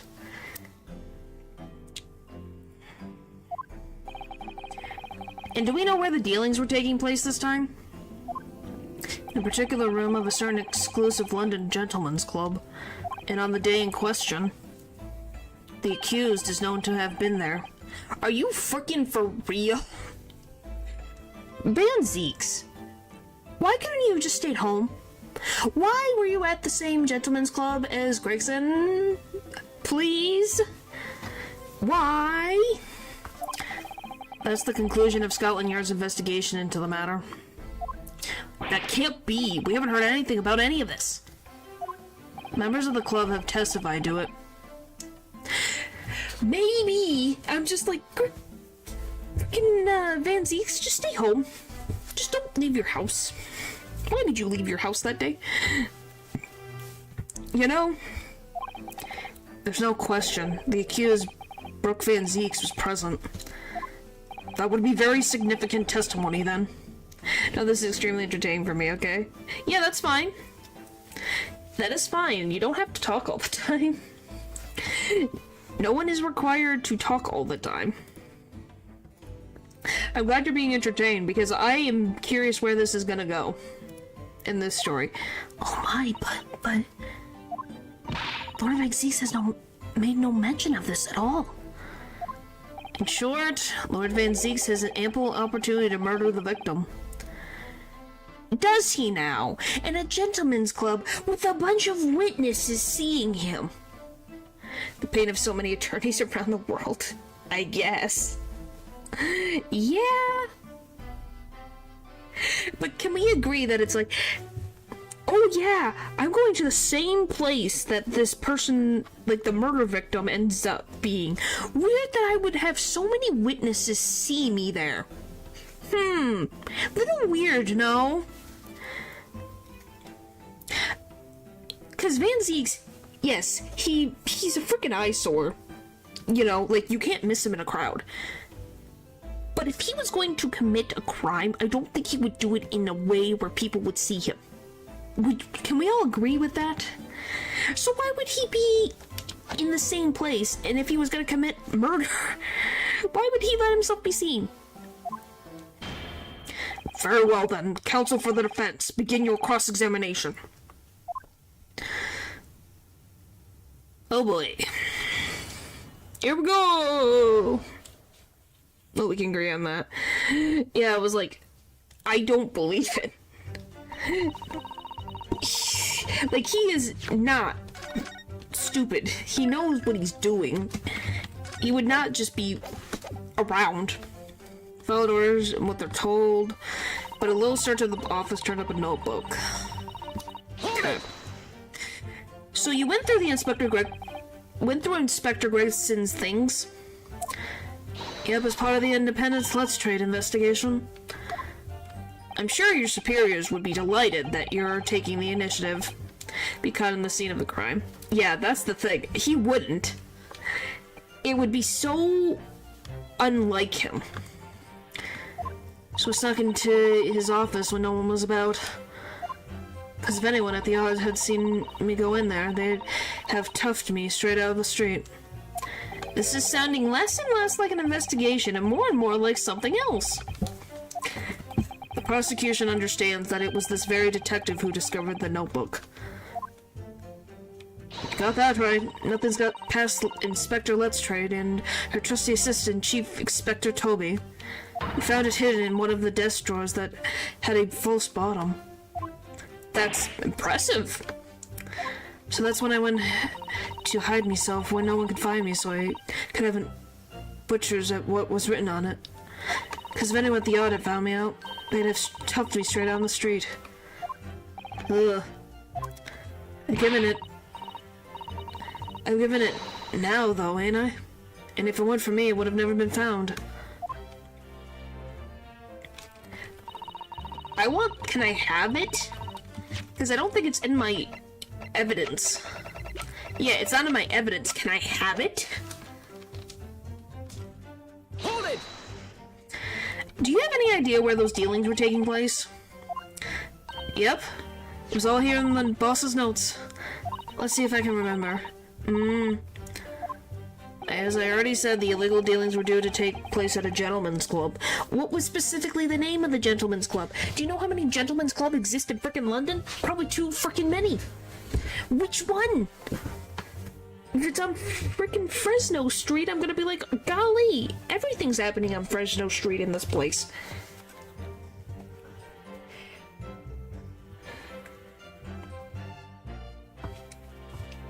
Yeah, that's true. I'm just being honest. That is just an honest fact. There's a lot of gentlemen clubs, especially during this time period. Where is it? Is it next to the street where his body was found? Because then there's a connection there. You know? Hundreds, literally. Yeah, it's like, where is it? Yes, I remember, but I was hoping to find out the name of the club. See, Ryunosuke's the same. What do you mean that won't be necessary? What? It's conceivable that the club might be used again by the smugglers in future. Therefore, the prosecution has been asked not to reveal the name in the proceedings. Oh, ain't that convenient for you? How far was this gentleman's club then? Give me the distance from the site of the body then. If you're not going to tell me the name, give me the distance. What is the distance? Then I can be like, okay, that's a reasonable distance for something for this to happen. I don't know what all the fuss is about. It's right here. All I've got to do is read it out. It's not usable against anybody for now by law. Yeah. Because, like, you can't...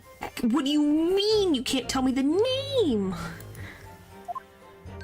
And I could, too. I've got this reading game button up now.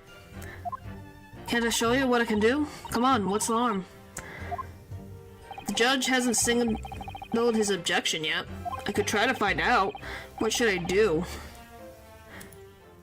I feel like Kazuma is going to, cut my head off. I'm just like, what do you mean?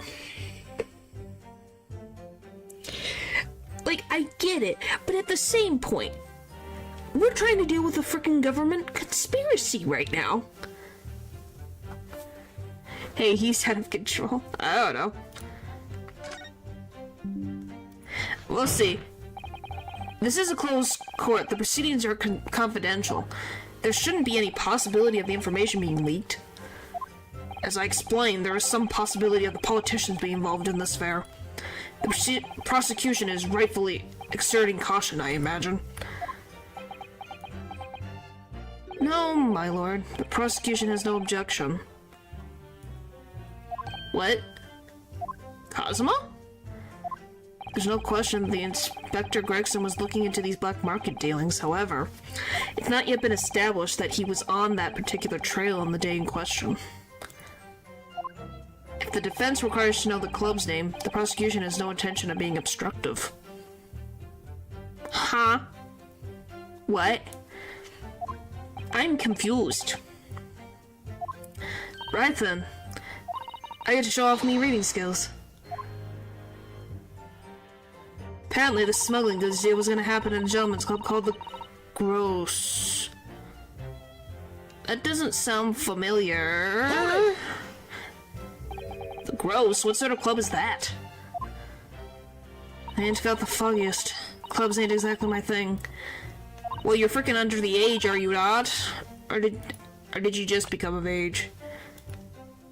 You've just become of age. But I'm kind of curious. They're not places where a foreign student like you could be readily admitted. Have you looked into the mirror recently? I'll tell you what. Me and Chief Inspector Toby could go in undercover. Guys, do we agree that, yeah, Gina should not go there? Well, ladies aren't exactly allowed. I would assume that, yeah, well, she could dress up. I definitely could see Gina being able to, like, you know, dress up as a dude. You know, like the stereotypical noble, like young noble. She could probably do it. The accent might give her away. Could you, though? Pick out a few good marks and see what else I could find out while I was in there. Well, she does have the attitude. That's why I'm like, I think she could definitely just have an outfit on and have her, like, exude confidence. I think she'd be set. I really don't think you should go picking out anything. Anyway, that's where these black market dealings were taking place, is it? Yeah, it's gotta be. That's what the lower-ranking detectives at the yard reckon.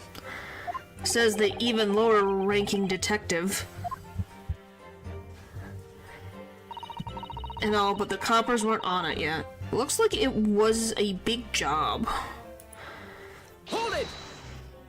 So how had Inspector Gertson come to find out about it, in that case? Oops. That's the question, ain't it? But now I'm just an apprentice, so... And why didn't he inform Scotland Yard of his findings? Yeah, that's what I was asking myself. Because, you know, I'm just an apprentice. Well, it suits you, yes. Anyway, the point is, something went on in that club, no question. You can't say that for certain, though, surely.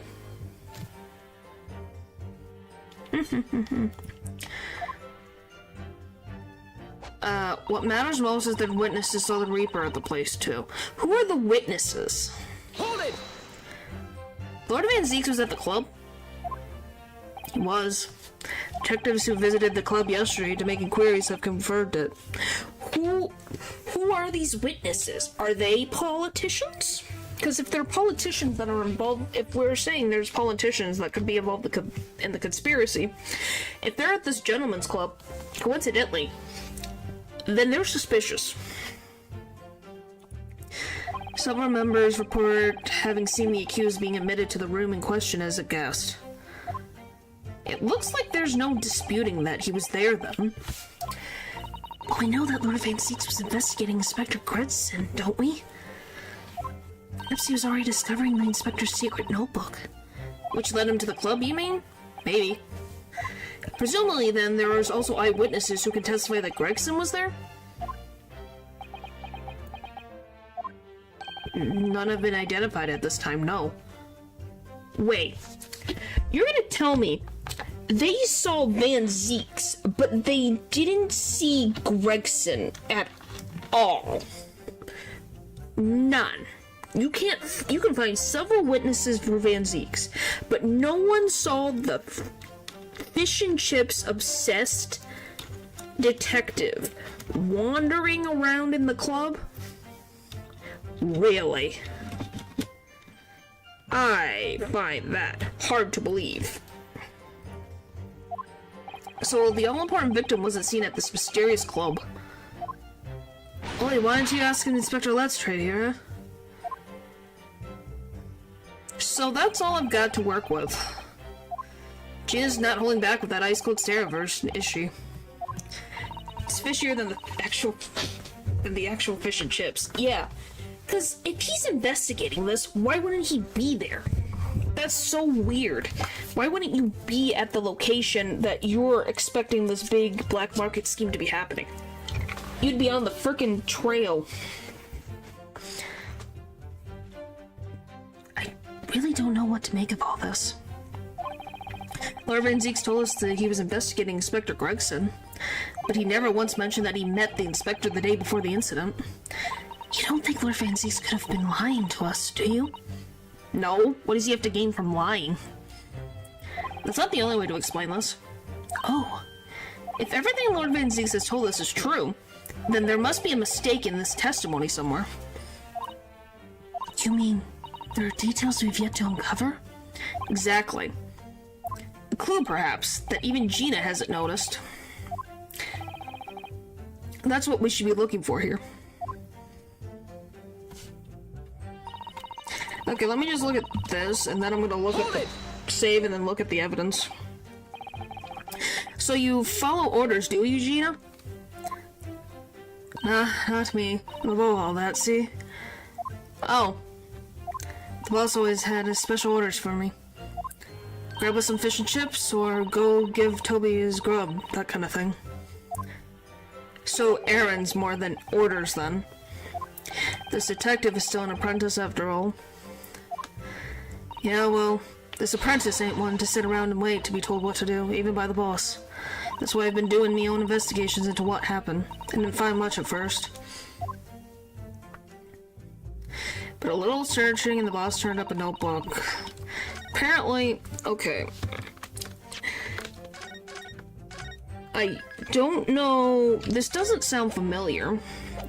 The gross.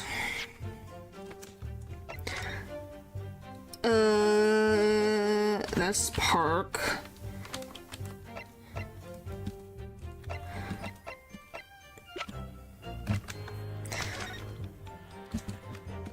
Yeah, I can't think, none at all. Are you being sarcastic? I can't think of anything.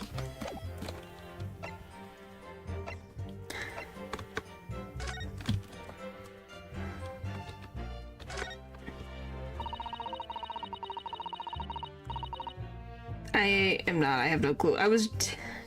I generally, it doesn't sound familiar. It's such a weird name that it would stand out.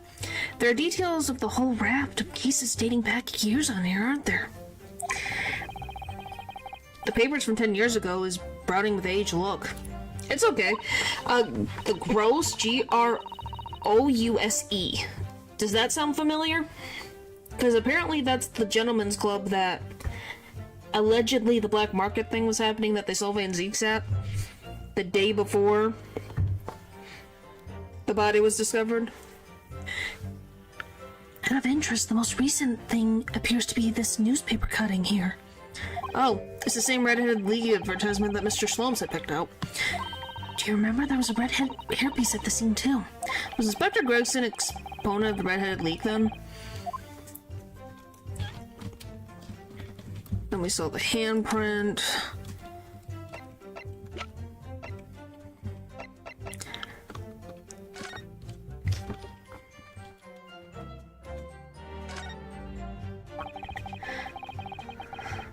Have you seen this huge gash across the side of the trunk here? It's gone right through the leather and into the metal behind. Gosh, for a metal chest to have been so badly damaged. Just alludes to it. Thanks. Whatever made the gash must have struck the side of the trunk with a considerable force. Wonder how it happened. Oh, there's blood. The name doesn't ring a bell. Yeah, so it must be... Maybe that's not what's important? Look at this dark stain here. Do you think... Yes, I'm afraid so. I think it's blood. Ugh, I knew you were going to say that. So that presumably means... that this was present at the scene when Inspector Gregson was killed. It's the most logical conclusion, yes. To think Gina's been carrying this around with her. If you didn't know any better, I suppose it does look like a grease stain from all the fish and chips. Okay, can we open it? Hello. Let's have a look inside.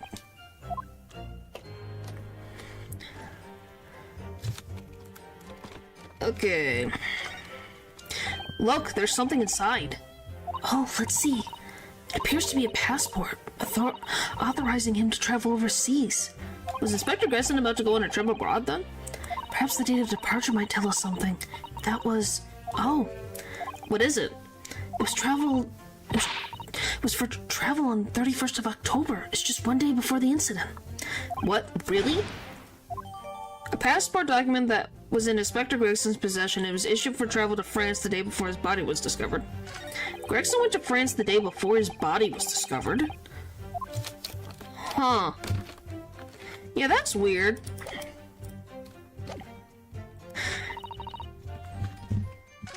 Okay. Looks like it was a big job and all, but the coppers weren't on it yet. What matters is their witnesses saw the Reaper at place 2.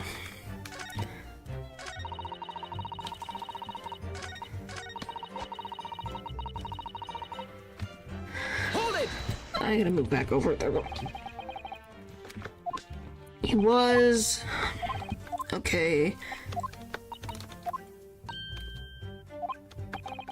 Was there witnesses? None have identified him.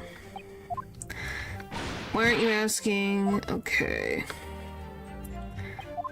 I'm trying to think.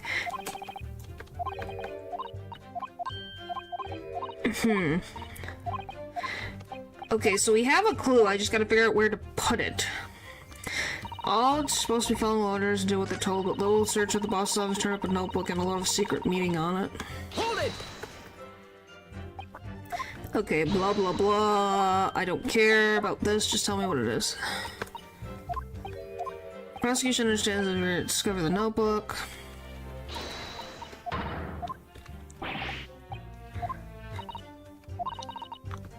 Okay. That's not helpful either. Apparently the smuggled goods was gonna happen in a gentleman's club clothes. Okay, let's read this.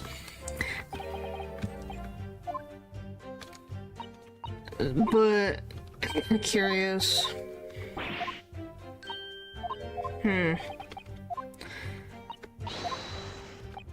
Anyway,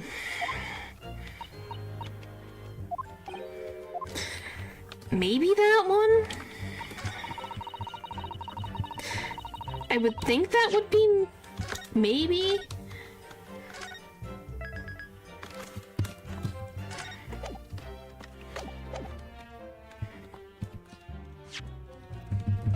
Because that's the only thing I could think of. Objection! Nope. Oh, I can look closer at the... Hang on. I don't care.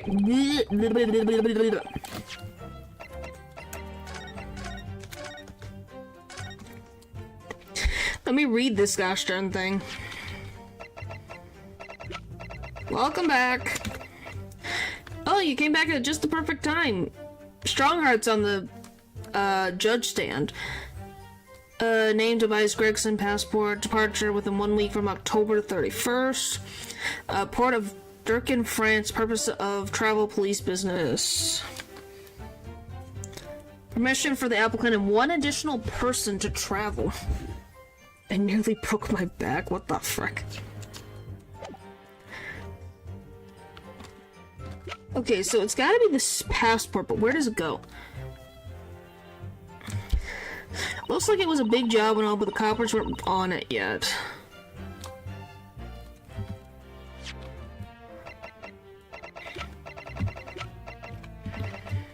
Objection. No. I'm literally... I don't know what I need. It was a job and all but coppers weren't there. What matters most is the witnesses saw the Reaper at the place too.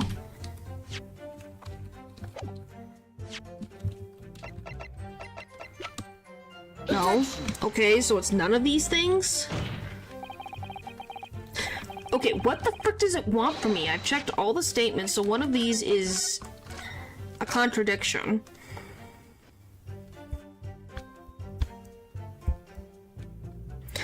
Oh boy.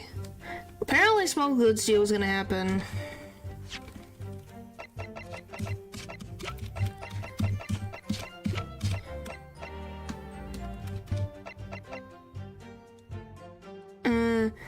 After wow.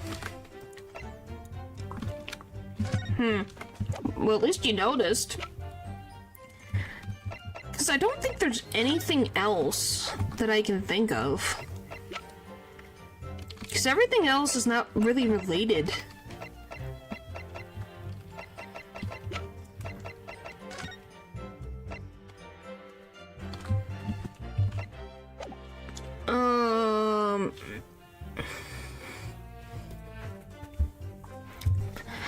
I don't get it. What matters most is there are witnesses that saw the Reaper of the place too.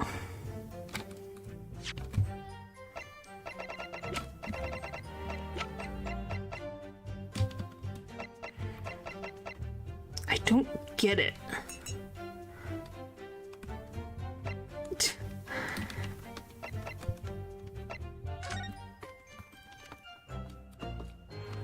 Yeah, that is literally just Herlock as a frickin' rabbit.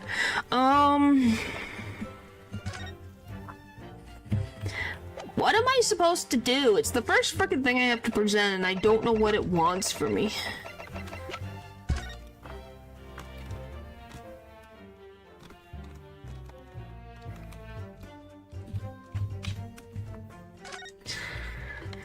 There's a tiny little stub sticking out from the small hole here, look. I suppose there must have been a little knob or something on that for the setting time. In that case, seeing as we know the inspector took such care of this watch, it probably broke when the incident occurred, didn't it? Yes, of course. Which could mean that there's a small part of the watch still at the scene, maybe. Oh yeah, how's that going? I'm trying to figure out what the frick I need to do.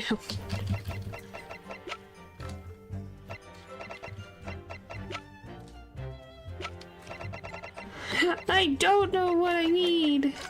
I don't see a random knob thing.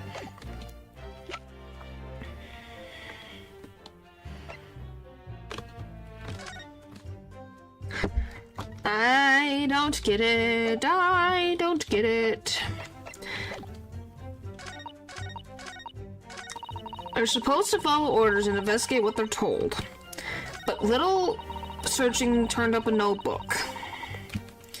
Apparently the smuggled goods was gonna happen at a gentleman's club called The Gross. Looks like it was a big job and all, but the coppers weren't onto it yet.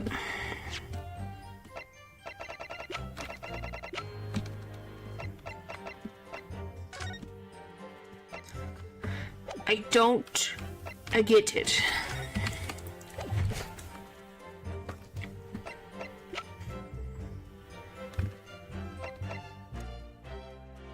I am confused. Genuinely don't know what they're looking for.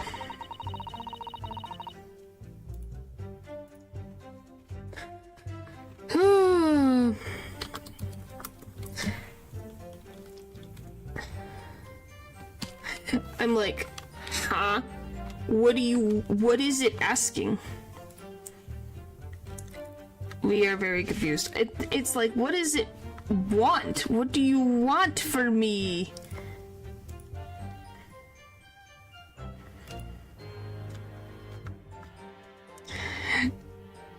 Like, I am very confused. That is my biggest thing where I'm like, what do you mean? It's fine, I'm looking because I'm confused.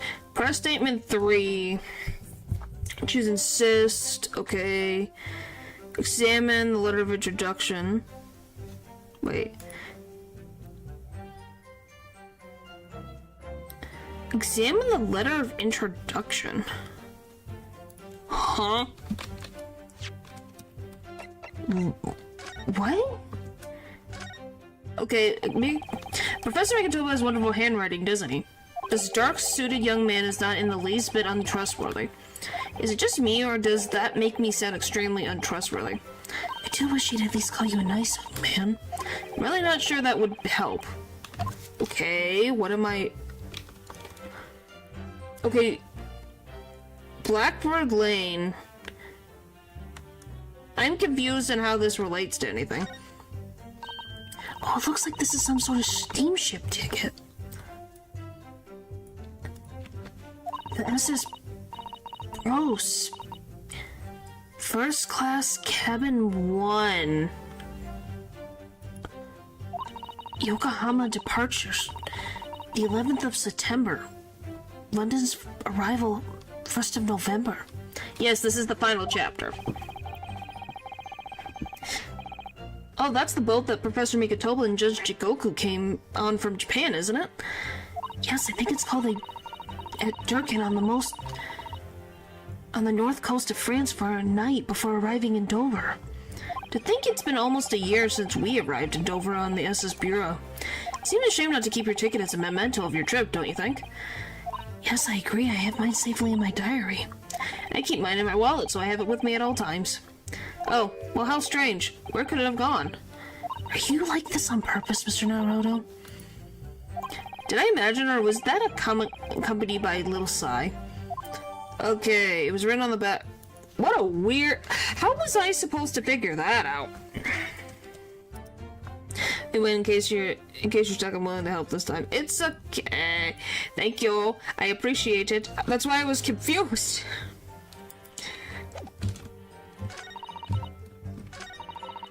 Alright, present this, I guess. That just, like, came out of frickin' left field. I read about these clubs that exist here in Britain. I didn't know they existed on a boat.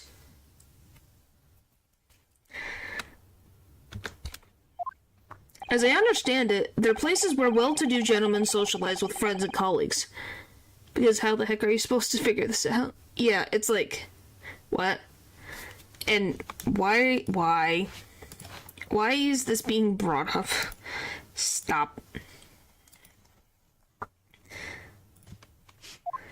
Don't imagine for a second that a foreign student like you would be admitted.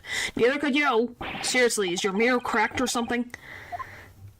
Do we know for sure that the contraband dealings were definitely happening at a club called the Grows? The police are currently looking for evidence, but haven't found anything definitive yet. And I'm sorry to say that they probably won't. What do you mean by that? I mean that the place Inspector Gregson was secretly going to visit on the 31st of October may not have been a gentleman's club at all. You're showing a very irrelevant attitude towards our country's police force there, Counsel. If it wasn't a gentleman's club, then what was it? A boat? A steamship? You think it's a ship? Remember that it was the fine judge as strong heart as the one judging. Yep. I have the evidence to prove it here. Let me see that. This dark-suited young man is not in the least bit untrustworthy. The other side, my lord. Be more specific next time. Ah, this would appear to be a ticket for a passage upon a steamship, yes. The SS Grows. So it's a boat. Objection! You sounded like Van Zeeks for a solid second there. So there's a steamship named the Grows that happens to share a name with the club. But I'm afraid to say, there's a flaw in your logic there. How?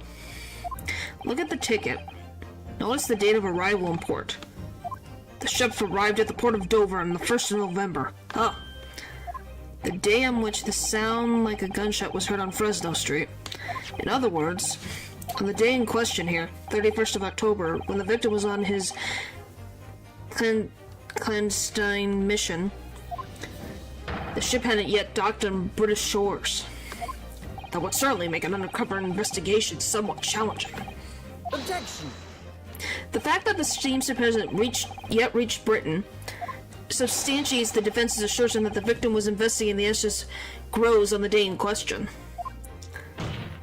Then show your evidence for that assertion. Very well.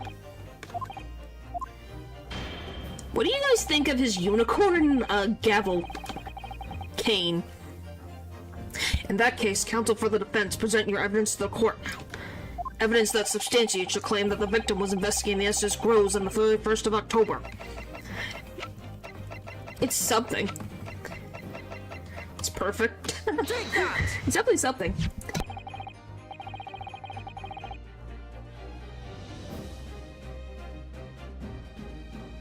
proves he's Scottish. Oh boy. What's this? A passport for traveling issued to the victim? Dated 31st of October. What are you suggesting? I'm suggesting that one day before the inspector's body was discovered, there was a distinct possibility he wasn't even in the country. But then how did his body end up back here? Order. This document is for passage to France. It does appear to have been officially authorized.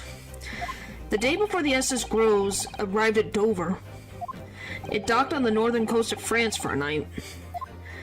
According to my father, who was on board, at the port of Dunkirk. Dunkirk, France. What could possibly have taken the victim there? Well, it had been said the time of death was weird. Yeah?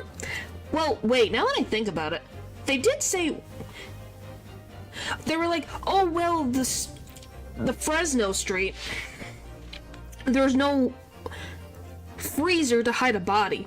But what about on a boat? What about on a steamship boat? There would be a freezer big enough to hold a body in to keep the body from decaying. So was he killed on the boat?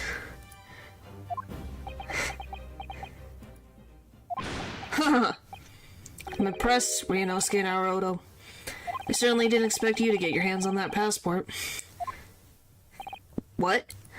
You mean you knew about this? I guess Chad is in agreement. The prosecution strategy for this trial has been laid down by the Crown's prosecution office. On the day before the incident, the victim was investigating contraband dealings at a London club. That's the outcome of Scotland Yard's investigations, and the outline the prosecution has been asked to follow. But personally, I don't agree. I think the prosecution office is trying to hide something. What? And now that you've expertly disproven their assertion, I intend to reveal what I believe that something to be. What are you playing at, Prosecutor Sugi? A courtroom is a forum for the truth, my lord. Which is why my duty to present all the facts, without exception. Yeah, you really are Van Zeke's frickin' student. Golly, you sound like him. Let me guess. This was your intention from the outset, wasn't it? Probably. Since I swear Cosmo takes like 10 steps in advance. Preparation. And we all go, what? We barely frickin' started. How are you that far ahead? Smart. Yes, he is a smart. The reason Inspector Gregson secretly made his way to the steamship docked in France on the day in question was to carry out a mission for the Reaper. The Reaper?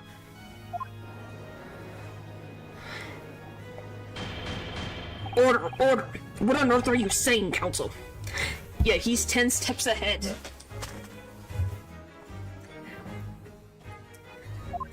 Prosecution made an assertion in court yesterday.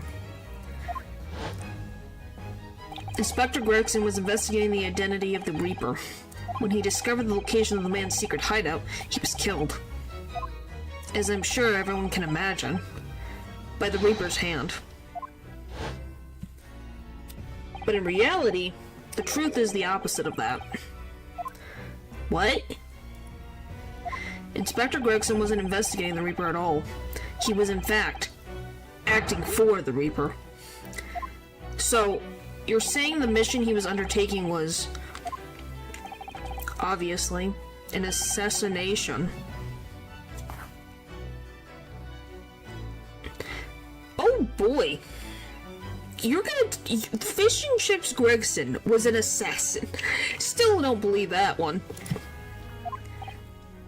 I am not ready to... Brooke Van Zeeks never carried out any of the actual killings. Whenever the Reaper's victims lost their lives, he was always had a cast iron alibi. Which tells us that he must have had an accomplice. Oh, for the love of Pete. And you claim that was Inspector Gregson? Yes, that is how that works. the heck do you think you're saying, huh? My boss would never have done nothing like that. Yet, when you consider all the facts, it all makes perfect sense. Does it? Does it? No, it can't be. We also arrived at the same conclusion, didn't we? That Inspector Gregson was operating as the Reaper. Yeah, but I don't think Van Zieks is the accomplice. That seems such, like, a weird way to go about things.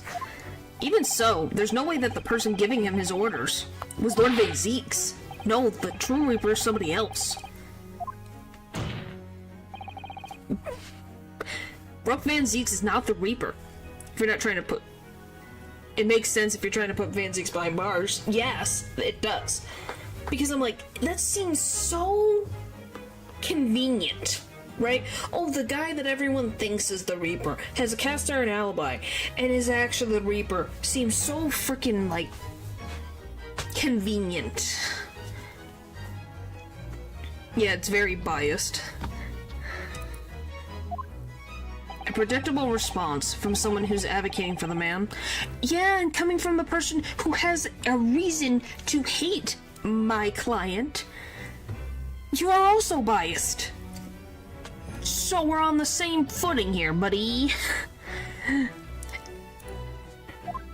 even if it's true that Gregson was operating as an agent of the Reaper, the suggestion that he went aboard the SS Groves on an assassination mission doesn't follow at all.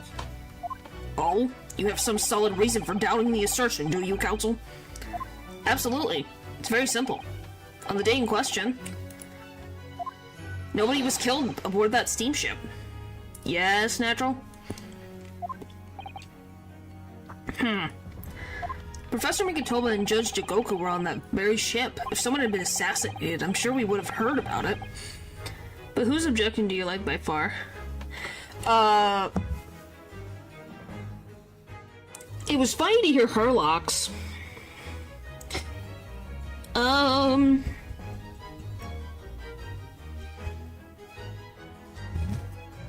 I think...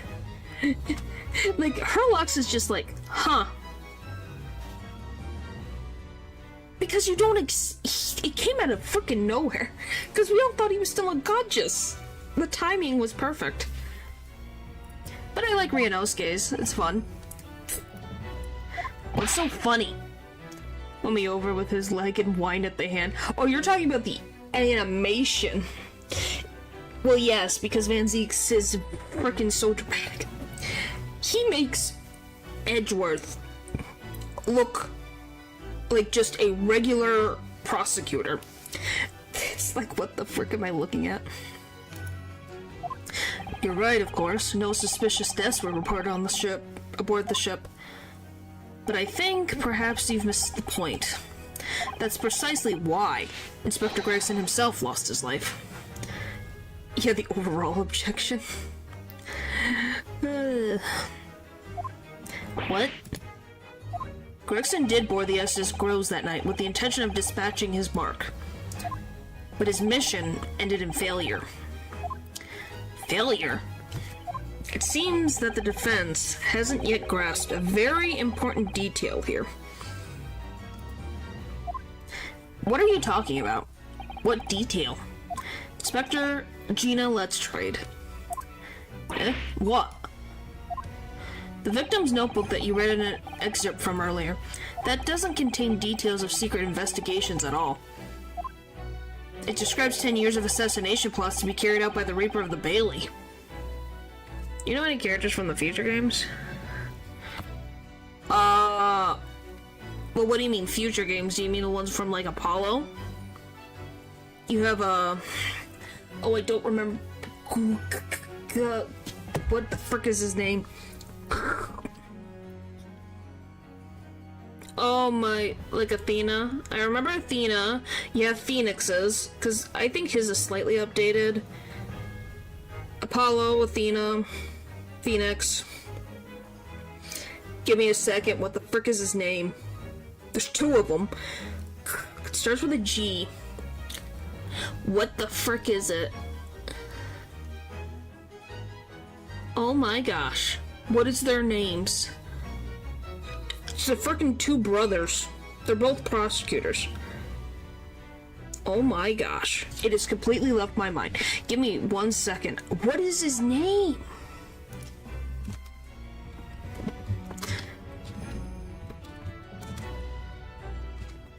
What the frick is his name? Holy frick. I can't remember his name. Gavin. Last name is Gavin. There's two of them. And then you have Uncarmer, you have Godot, you have Francisco. Simon Blackwell. Yep, I remember him. Clavier. Well, there's another one. Remember, there's another one in there. You remember his brother, don't you?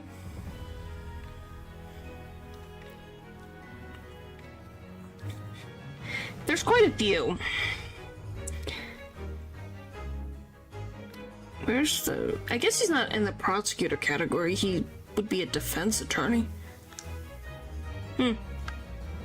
Yeah, Simon Blackwell is a freaking menace. Christoph, yeah. And then there's a lot of stuff from, like, I don't really know much about... I know Portsman from, oh my gosh, Edgeworth Investigations, but that's about it. Simon is my favorite objection. Well, he's a freaking psycho. I'm sorry, but he is a psycho. His silence. Huh. For me...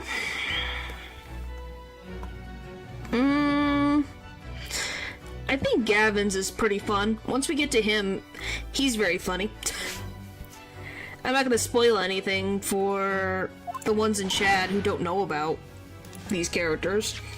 Alright. You're lying. Even if all of them blunders would've gotten taken out and it had it coming, the boss went the Reaper. Regina, are you gonna do Apollo Justice next or the sequel to Chronicles? I'm in the sequel to Chronicles, am I not? What's the sequel? One's in it. Well, you've never really been experiencing the series. That's not just you. There could be other people. Oh wait, you're right, never mind. Yeah, I'm gonna say, we're on the second game. So we're literally finishing. We're in the second game. This is the last chapter of the second game. We're gonna be going to Apollo Justice next. And then dealing with Dual Destinies and Spirit of Justice, I think, is in there. Because I got that pack. And then obviously last is gonna be Edgeworth's Investigations and all that. Sees him. I call dibs on Simon. Okay, you can't call dibs on someone if someone doesn't know who the heck that is. Poor Gina. There's no question that Tobias Gregson was heavily involved in the Reaper's activities. You may just be an apprentice, but you've spent any time at Scotland Yard, you must have heard rumors. I ain't heard nothing. I don't believe a word of it. Then testify again as a representative of Scotland Yard. Consider it your chance to defend your boss. Yes, that one. How did you... So Val knows who that is. I don't... I concur. The witness will give a new formal testimony. Miss Lettrigg, you will tell the court everything you know about Inspector Gregson's secret notebook.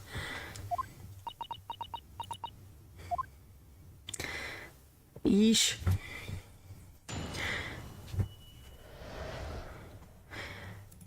The Reaper's notebook. Yeah, this notebook does have a load of stuff about what the Reaper got up to these past 10 years. Date of victims, dates and places and stuff, and last entry there was October 31st of October. It said gross for the place on the date and then the name of the mark. There was a note about him and being a criminal, what got away from the Reaper in court 10 years ago or something. But honest, the boss didn't do none of it. He was just investigating the Reaper, that's all. I feel bad for Gina. Keep personal opinion out of your witness. Keep personal opinion out of your testimony, witness. We require only established fact here. This must be so hard for her. Can't deny now, surely, Ryunosuke Naruto. What can I deny? The notebook contained the name of the final mark, and the location where the assassination would take place. That information the victim could only have known if he was working with the Reaper. I did. So, who would be this final mark? Go ahead, Inspector, let's trade. Read the name for the court. The name that's written alongside the entry that mentions the gross on 31st of October. Eh? Oh, how did you read this, son? Reading's still not her strong suit. That ain't the problem, right, Odo? It's a funny name. It ain't English. It's hard to read. So it's someone from overseas? Let me have a bash at it. Se-shi-ro. Is it? Seshiro? Wait. Seshiro. What is that? They were supposed to assassinate Jigoku? The freaking judge? Why? Why were they going to try to kill the freaking Minister of Foreign Affairs of Japan and a judge of the Supreme Court in Japan? Why?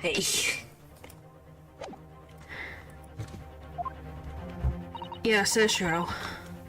Jigoku. Maybe? What? It can't be. Seshiro Jigoku? The judge hasn't showed up to his hotel in the last 2 days. Yeah. Are you saying he's dead? But that's Judge Jigoku. Seshiro Jigoku. Certainly not an English name, you're right. Well, I'm done trying. But just heads up, you're going to need to press every statement she makes. Great. Thanks for the heads up. Objection! But that can't be right. I know Judge Jigoku, and I saw him the day before yesterday here in London. So I know for a fact the man has been assassinated. As I said, the Reaper failed. Oh. Gregson missed his chance to kill his mark and return to British shores. But the Reaper wouldn't tolerate the mistake, so he killed the inspector. Personally. I don't think so. The Reaper, of course, being the accused, Brooke Van Zeeks. It's undeniably logical argument. Cosma, you planned for the trial to go this way all along, didn't you? Hold it! Ooh. What are you gonna do? Oh no, he's got the... the foot! It's the foot! Natural, are you even here anymore? The frickin' foot appeared. Did you walk away?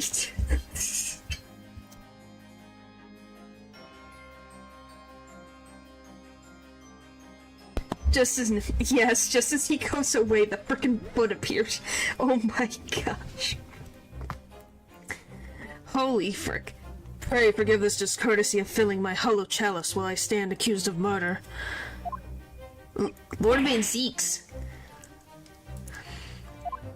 The accused has no right to speak uninvited in court. You will return to the dock. I say nothing of whether or not I'm the Reaper. That's the task of this court to decide. But there is one thing I can say unequivocally. Oh, there it goes. That girl is no detective. Eh? What? No, that's right, I ain't.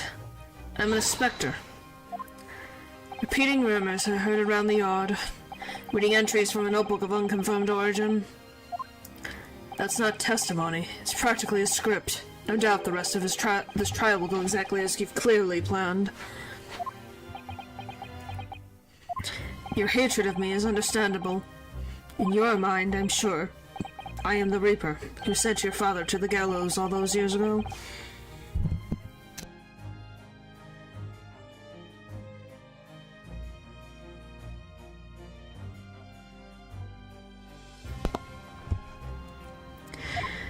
See? But you're in danger of becoming a far more sinister Reaper yourself. by attempting to have me condemned with this feeble excuse for testimony.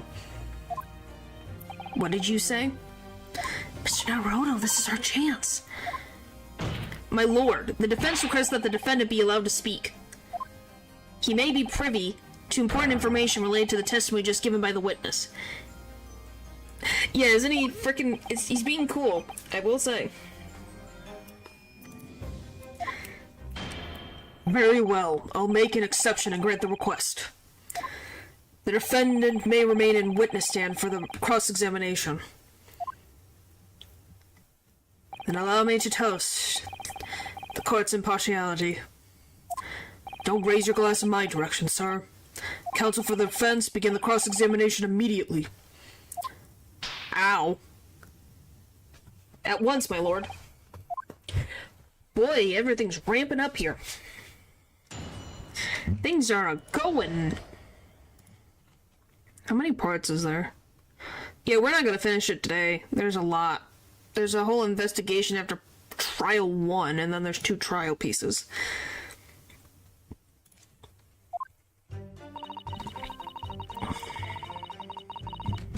Hold it! Okay.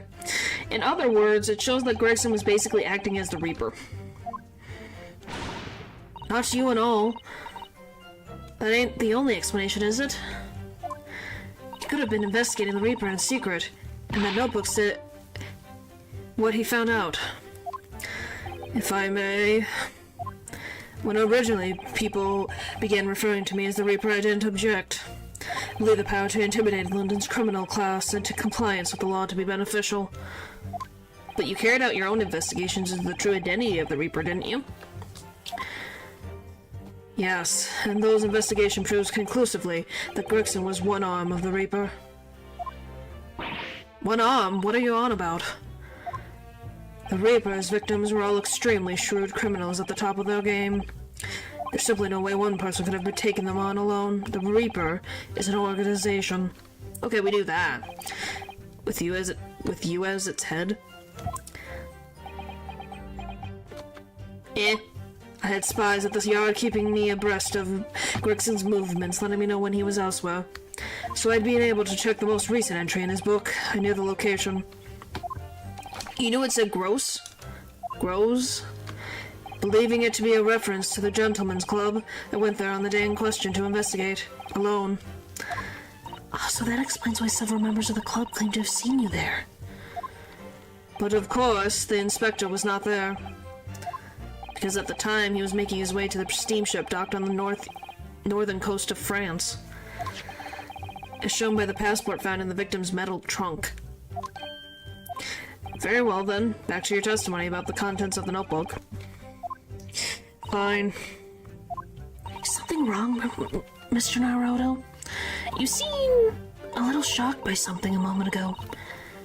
Oh, no, it's alright. I'm overthinking this, aren't I?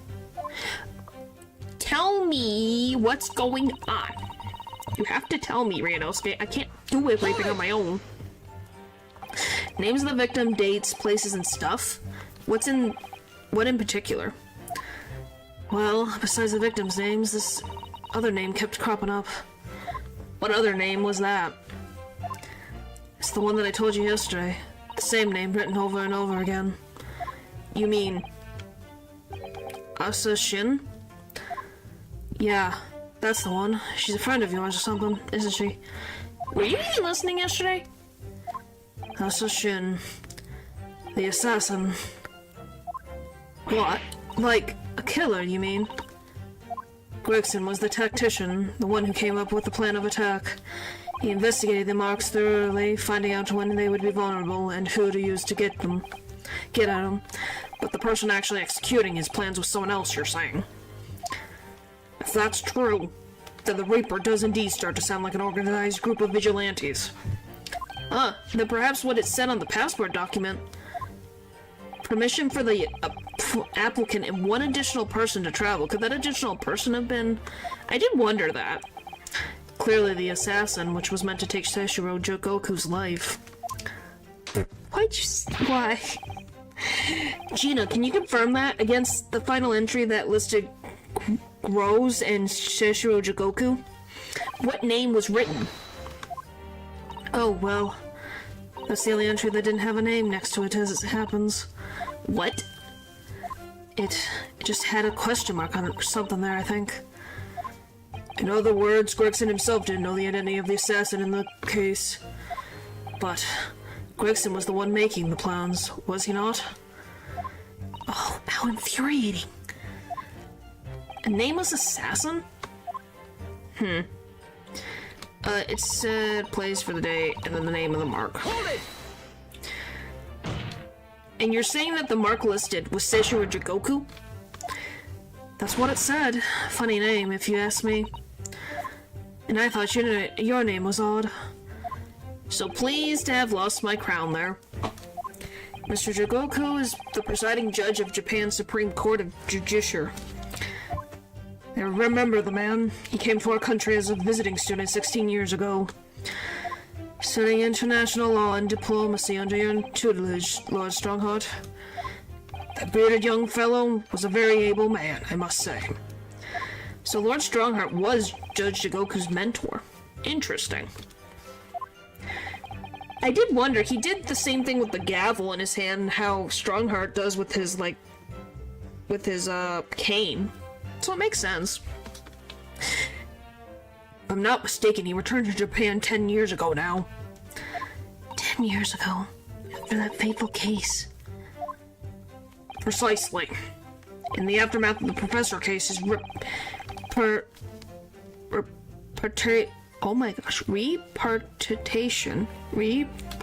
repatriation was organized immediately. Point is, he was set to go home. Could we maybe warn the judge that people are after him? Well, he's been gone. Like, remember how Herlock, Migatoba, and Jigoku have all been gone since last night? So we don't know where any of these three men are right now. So they could, if anything, I'm assuming that's where Sherlock and Migatoba was protecting Jigoku. Because, yeah, we have no idea where he is. I hope so too. The judge was a nice guy. It's a mystery why such a man would be listed in the Spectre's notebook. Unless Jigoku was actually the Reaper instead, I don't know. We have no freaking idea. Or was actually the professor instead. We don't really have a clue. I didn't think it was possible, but the mood in here has got even worse now. Maybe I'll just keep talking. I don't know, there's like repatriation, return of a thing or return to their home country, yeah. Please, I got the point of what it was meaning. Hold it!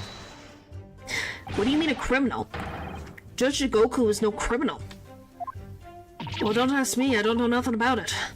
Oh, do you remember what Father told us? That Judge Jigoku did once appear in court here in Britain. It was related to the professor case, I'm sure. Yes, of course, you're right. Says she was trying to mitigate Genshin's guilt, so he took to the stand to testify. But he got a little carried away and, actually managed to break the witness stand. He also said some contemptuous words about the British Empire for which he was charged. Oh yeah, so technically he is a quote-unquote criminal because he has a criminal record. That is so little of a thing. That is so tiny of a tiny thing. It was a pitiful situation, yes. I've forgotten all about it, but I prosecuted that trial too, as it happens. You did? It was considered to be an objection to the professor proceedings, you see. But he was acquitted after being told to make reparations for the damage caused to the stand. And there you have it. Have what? Have what? Surely the accused hasn't forgotten his own rule? That there's no saving anyone who faces the Reaper in court, guilty or innocent alike. What? No! Are you suggesting that the reason Jigoku was targeted for assassination? The man was sent back to Japan immediately after the trial. The Reaper had no time to do his work. But then, 10 years later, the mark returns to Britain once more. Perhaps now you start to see just how vindictive the Reaper is. Yeah, but you're gonna tell me that frickin' Van Zieks is going to worry about something for 10 years? A frickin' witness stand? Really? But yeah, that is wild that has been on their mind for that long. Come on, that's absurd. Take someone's life for that? Isn't the whole premise of the Reaper absurd? Killing those who have been found innocent? Clearly, the rules by which the man operates are beyond a sane person's comprehension. But...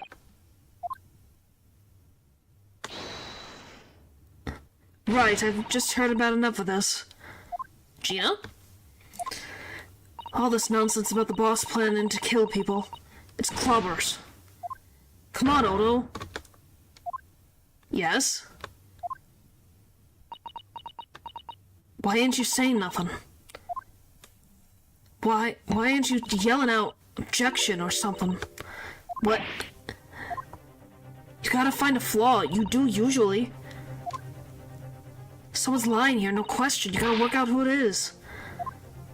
Please, for the boss.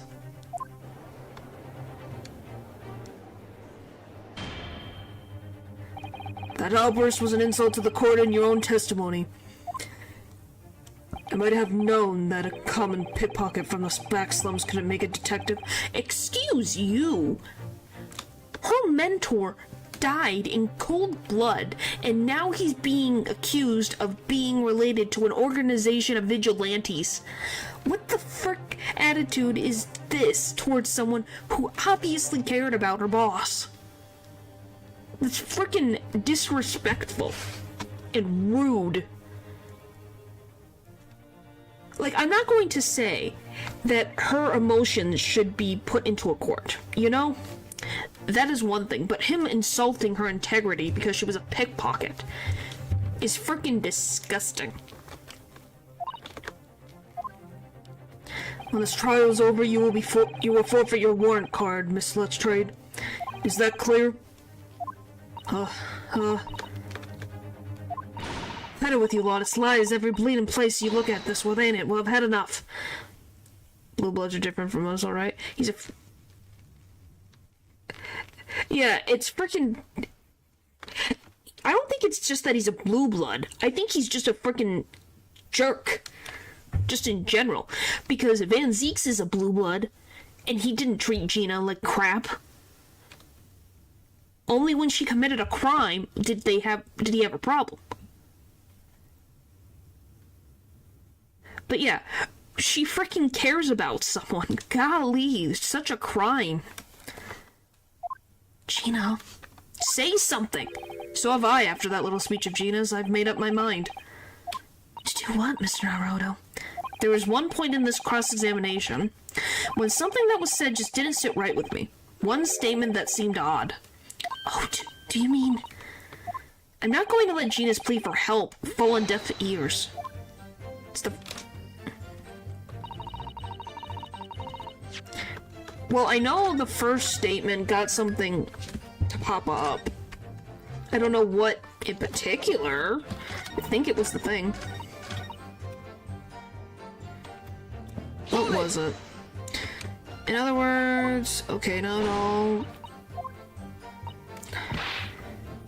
Okay, if I may... Alright. Let's see...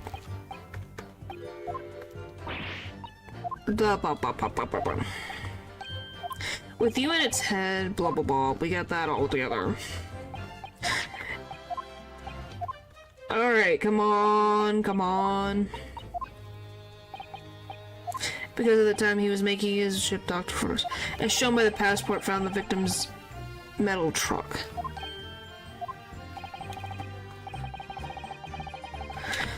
What is it freaking talking about? I'm trying to understand this. So, there's something here, but of course the Spectre was not there, because at the time he was making his way to this ship docked on the northern coast of France, as shown by the passport found on the victim's truck. I was there in the day in question.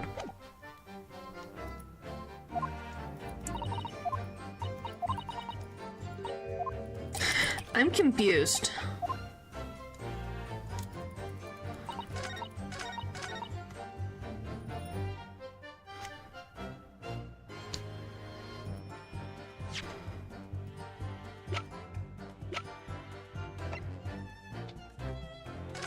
Within 1 week from October 31st.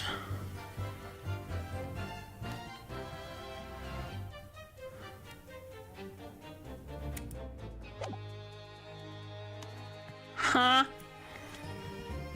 Why do things make sense of not sense? Whoop-de-doo!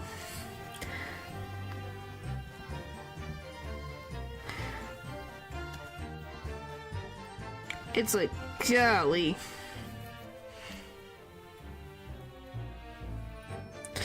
Alright, let's see.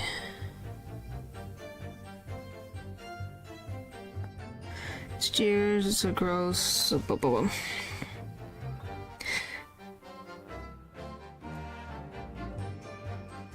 Okay, so.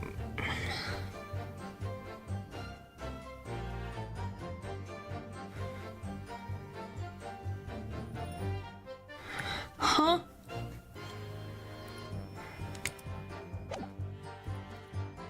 I'm confused. That's all we have to work with. It may help us that Lord Van Zeek's in the stand too.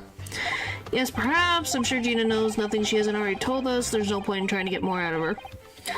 Did you notice how Cosmo-sama reacted to Lord Van Zeek's words when he called them even more sinister Reaper, you mean? Well, I'm sure Cosmo intends to eliminate any shred of doubt that the man is guilty. Looking for revenge against the person he considers to be his father's killer, after all. I worry that if we fail to find a discrepancy in this testimony somewhere, the trial may end and adjudication won't go in our favor. Let's listen carefully into what everybody's saying. Yeah, this notebook does have a load of stuff. For the past 10 years. Name of the victims, Mark. There's a note about him being a criminal that got away from the Reaper. Did none of it.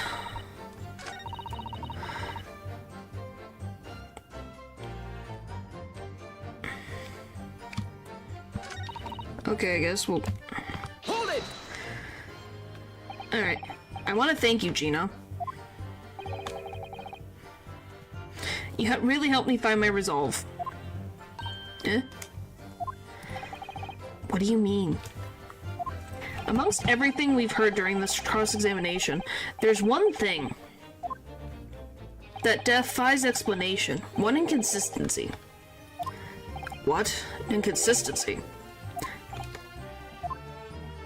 Really, Otto? I don't quite know what it means yet, but...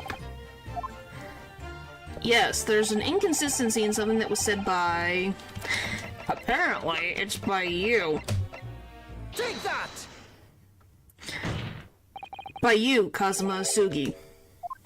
Me? Is this some attempted... What the frick? Filibustering counsel? Prosecutor Asugi has given no testimony.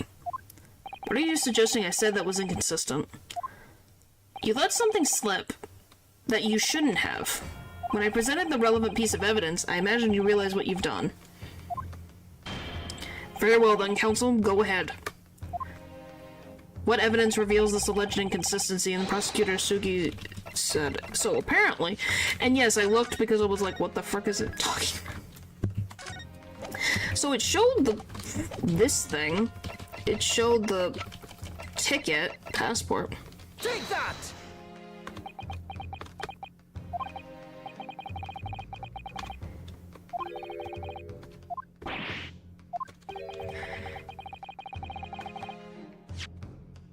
I'm just some of these things, it's like, what the frick is it? Because you look at it, present... Oh, the trunk?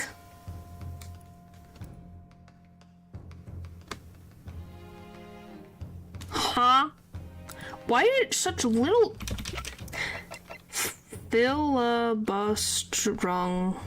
Filibustron? Taken to prolong or delay a resolution. Ah. Apparently it's this. The last ones always have the most difficult ones. This is a trunk that belongs to Inspector Gregson. Metal construction, is it? It's certainly very heavy. What's this? Bloodstain? And a relatively fresh one, too. What? You mean that ate grease from all the boss's fish and chips? Fresh blood on the inspector's trunk. That suggests that the victim was traveling with that luggage when he was killed. Can't be. There was no mention of any trunk in Scotland Yard report. Yes, there's a reason for that. Immediately after the inspector's body was discovered, one of the street peddlers made off with the trunk, hoping to sell it. But I found it, me nose for trouble. Ha! And you said she couldn't find it. Ha! That she was not helpful. Well, Strongheart. Are you gonna apologize, or are you just too much of a coward? Which means that nobody should have known anything about the trunk. Unless, of course, we're talking about somebody who was present when the victim was killed. Wait, what?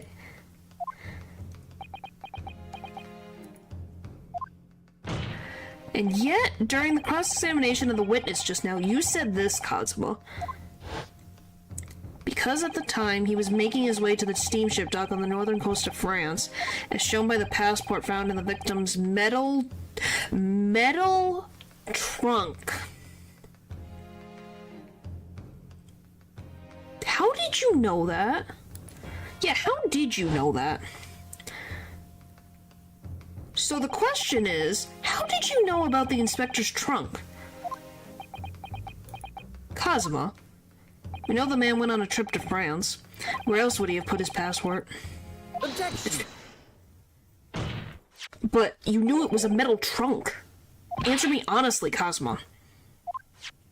On October 31st, where exactly were you? At the port of Dunkirk on the board the SS Gross. Tight moment, yeah. What? Is that the answer you're looking for, Rianowski? Kazuma, what did you do? I hadn't considered the possibility before, but if Kazuma was there on the ship, then it can only have been for one purpose. Oh no, Mr. Naruto, surely you don't think. Come on, Rianowski, you know the rules. The only thing that really talks in courtroom is hard evidence. What the frick? As I understand, Inspector Gregson always took that case with him when he traveled. So as it stands, you've proven nothing. You've proved nothing. Kazuma, are you challenging me to prove it beyond all reasonable doubt? That you were there that day, in the same place as the inspector? He was there, with Gregson. There's a clue that you overlooked, and a secret that Trunk can tell us. Can't be sure at this point, I'll need to verify it. But I have a nasty feeling that I'm going to be right. The accused being made is deeply disturbing, but nevertheless, we must test it. The defense will identify for the court where in this trunk his alleged clue is to be found. Where is the evidence that ties the Prosecutor Sugi to Inspector Gregson? Is it the frickin' cut?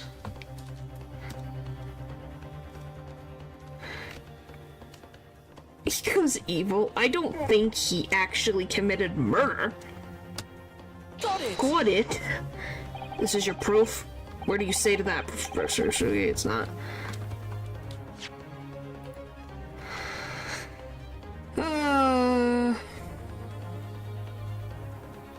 There's a... I hate this freaking game.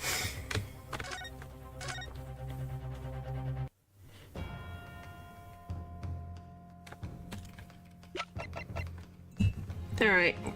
We're only a little far back, that's fine. Alright, do this. Oh, I hit the wrong button! Burk.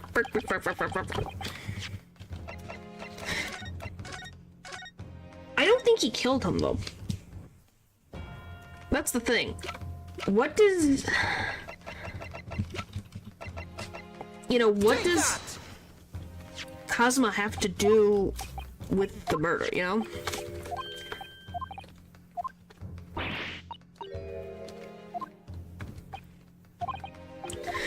Alright, blah blah blah blah.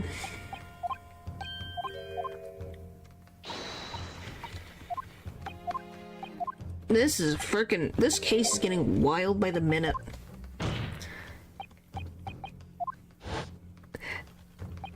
Alright, let's save here. So the slice is correct, it's just I have to hit a specific piece. I don't know how you're supposed to figure this frickin' out. Objection! Wow, the betrayal. Yeah, it's like, what the frick is happening? I'm just like, how did he find out?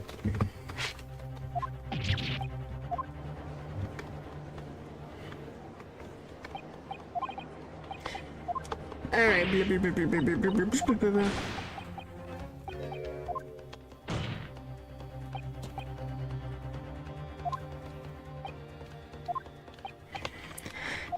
Alright, after we do this, then it's gonna be for the next part, so we'll be as set as we're gonna be.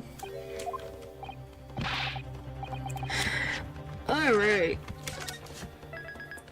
But yeah, I think it's gonna take, like, where the frick's my mouse? My mouse just disappeared into the void. Okay. It's probably gonna take 2 more streams. Maybe 1 more stream. Definitely a lot left to do. Because we have an investigation and then we have trial.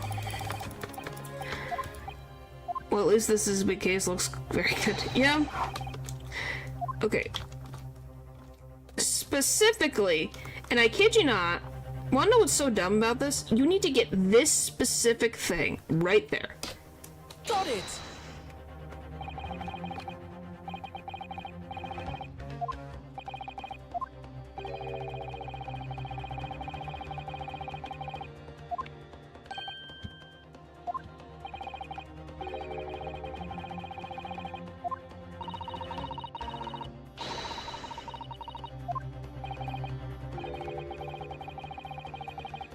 What do you mean? It's the... Yes. It's because this case is going freaking so long. So, to the point of consistency, blah blah blah. So, okay, so open it. Okay, so I gotta open this stupid case. Really? Okay. Open.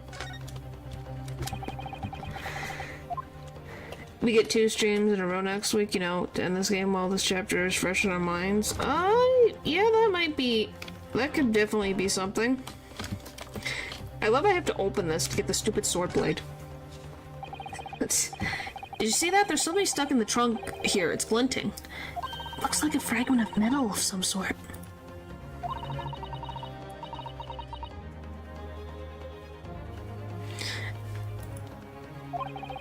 Well, don't you cut yourself. You better leave it, I think. Got it! There's a small piece of metal lodged in the wall of the trunk here. Like the tip of a blade. Eh? Blade? Kazuma, slung around your waist as ever today, is the esteemed blade Kuruma. Of course it is. Won't you draw it? Here in this courtroom? For all to see? Yes, I did. Exercise caution, my learned friend. That man is the son of London's most notorious killer. Yeah, but he's also Ryunosuke's best friend. Bailiff, watch Professor Sugi like a hawk. That won't be necessary.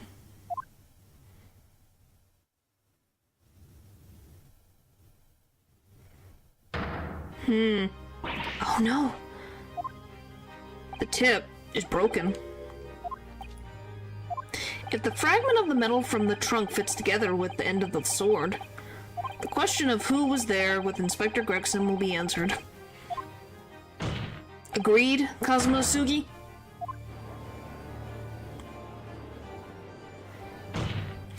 Expertly done, Ryunosuke. That's the point. That's a point to you, and well deserved. You mean to tell the court, Prosecutor Sugi? Yes, on the 31st of October, I accompanied Inspector Gregson to Dunkirk.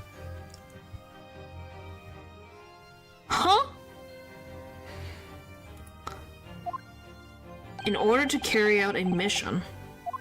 So the additional person authorized to travel was you? Wow. And the mission was the assassination of the Mark. What?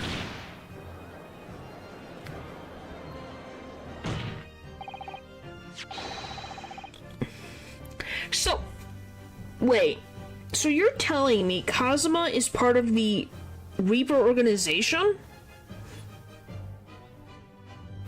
Is that what I'm hearing? So you mean the killer whose name was omitted from this book? You were following the Reaper's orders to dispatch Judge Goku? Let me make one thing perfectly clear. I've killed no one. Explain. Yeah, please explain. My eye is on fire. Holy frick. Or he infiltrated it. That is something that he probably would do. I accepted the assassination mission, yes, and I accompanied Gregson to Dunkirk. But I never had any intention of carrying out the plan. You were never going to do it? We can believe Kazuma-sama, I'm sure. After all, Judge Goku arrived safely in London the following day.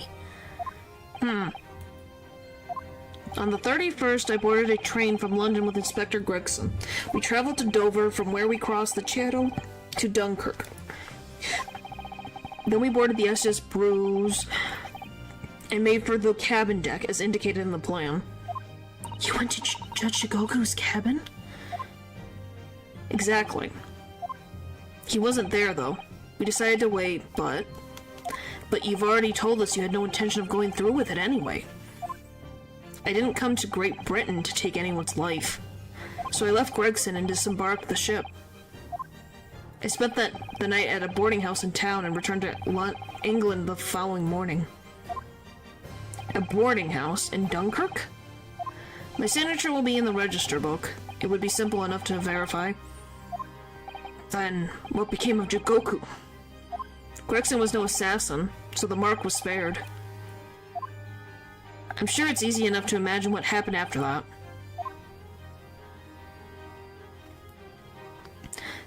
Gregson returned to London as well, having failed to complete the mission.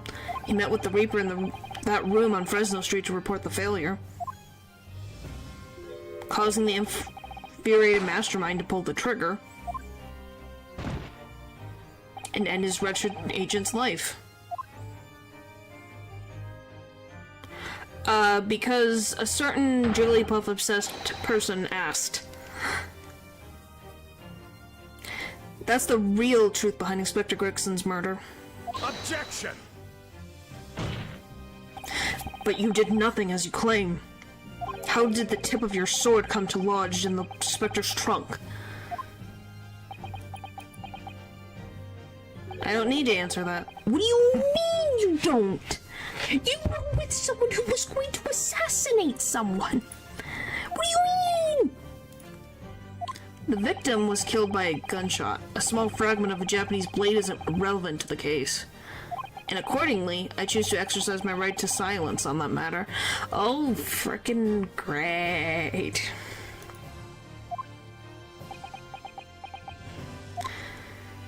Be that as it may, the court will sequester the sword as evidence. As you wish, my lord.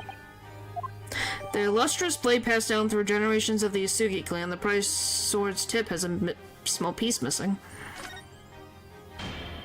We must take immediate action now, to verify whether Seishu Jigoku remains unharmed. What? Remains unharmed? Yep. I agree that should be our first priority. It's recently come to my attention that he hasn't been seen since yesterday. How did you... When a foreign dignitary invited to Great Britain goes missing for 24 hours, it's only natural that the question of his safety should arise. Well, yeah. You don't mean to say that you think Judge Jigoku may have been killed? The Reaper has more than one assassin at his disposal. He has the power and influence to give orders from the inside of a prison cell. Isn't that right, Lord Van Zeeks? Are you going to tell me? Who at the prison is not watching at the cell? And it got more frickin' wine. If I were truly the Reaper, I would be able to tell you. Do we all agree that this is like a stretch? Order! Order in the court! Order! We'll take an emergency recess for 30 minutes. Now? Guests of the symposium have been told to maintain regular contact with the organizer's office. If the man can't be located within half an hour, we will have to assume the worst. Oh no, Judge Shikoku. No one will want to kill a harmless Japanese man who only just arrived in the country. Except, that is, for the Reaper, wanting to finish off a mark that slipped through the net 10 years ago. I would have to agree. Mr. Naruto, for the defense's sake, my lord, I sincerely hope we are successful. If we are unable to confirm Mr. Jingoku's healthy existence in the next 30 minutes, you will face grave difficulties. What? Why me? Court is adjourned for 30 minutes. What do you mean? Why me? What did I do?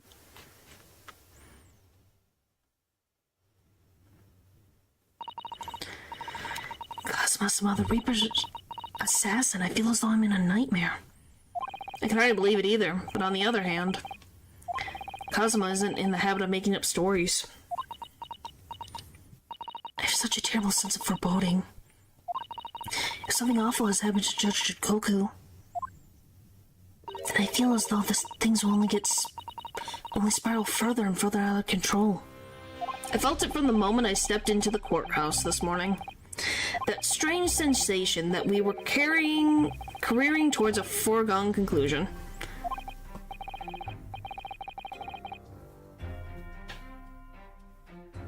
What do you mean, pull nose too much? Well, in the worst case, we might only have 30 minutes left. Unfortunately, though, I don't think there's anything we can do but wait for now. We're out of options. I don't think you're going to disappear, and I don't know why why Kazuma said he didn't take any lives, though. And his blade's not covered in blood, and he doesn't use guns. So, I don't think Kazuma has done anything. Actually, there might be one last hand we can play. Or rather, one last ear. Of course. The little Shlomes doll that Iris gave us. Alright, yes. Yes, if for some reason you completely run out of options in the trial today, then just pull this little Hurley's ear. Blah, blah, blah, blah, blah. Perhaps now is the time. What should I do? Pull Hurley's ears or not? Pull! Here goes then. I'm going to do it. Good luck, Mr. Naruto. No looking back. Heave! Ho! That scream sounded like Mr. Shlomes. Is it a frickin' voodoo doll? Mr. Shlomes, where are you? Here, my dear fellow, here. It's the dog talking. Pull the ears again, Mr. Naruto, as hard as you can. Alright then, I'll pull all my strength into it. Heave! Please, my dear fellows, you don't need to pull my ear off. Mr. Shlomes, where are you? Myself and my trusted partner are presently in the first-class cabin area of the SS Bros. The SS Bros? She left Dover last night after the final pieces of cargo were loaded. We are currently docked at Dunkirk, due to being halfway underway again in a half hour. You've taken a ship to France? Please, even with my athletic prowess, I would struggle to jump the Straits of Dover. After we left Baker Street last night, we were hurried by cab to the station by train to the port, in order to board this vessel in time.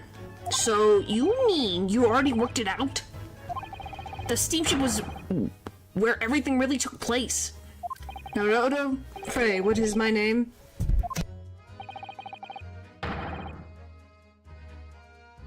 Herlock, Shlom's world-famous great detective. Recited to perfection. Well done. Golly. You're a genius, Mr. Slomes. That's the only word for it. Yes, he is. Oh.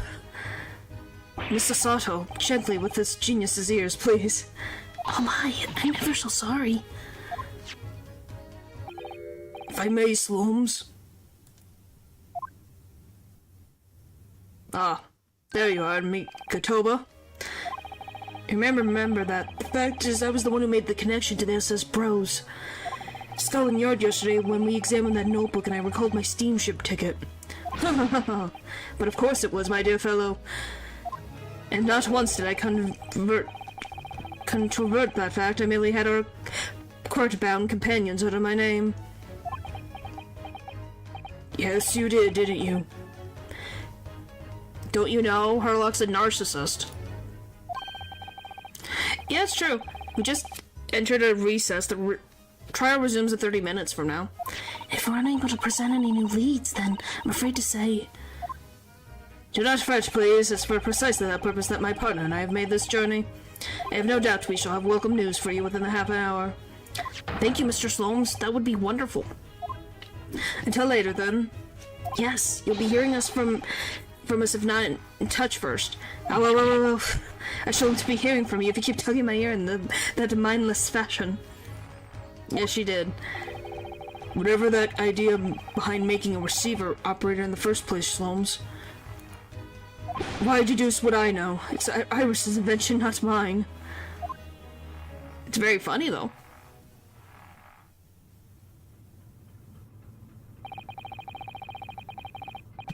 Alright, well, we're gonna end it there. So we're gonna be on the SS Browse next time. Look at that, guys. We're going on a frickin' boat.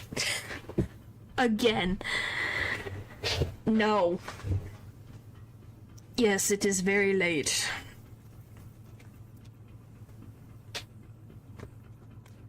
But yes, we literally got through that, which was pretty good. Yeah, the game gives more ideas. Ha, so funny. You're so funny, guys. Yeah, tomorrow's Lies of Peace, so we get to deal with that fun stuff. Alright, tomorrow there's a stream, yeah. Alright. But yeah, tomorrow's Lies of Peace, so we're gonna be dealing with that tomorrow. Alright, thank you guys for watching the stream. And I'll see you guys next time. Bye!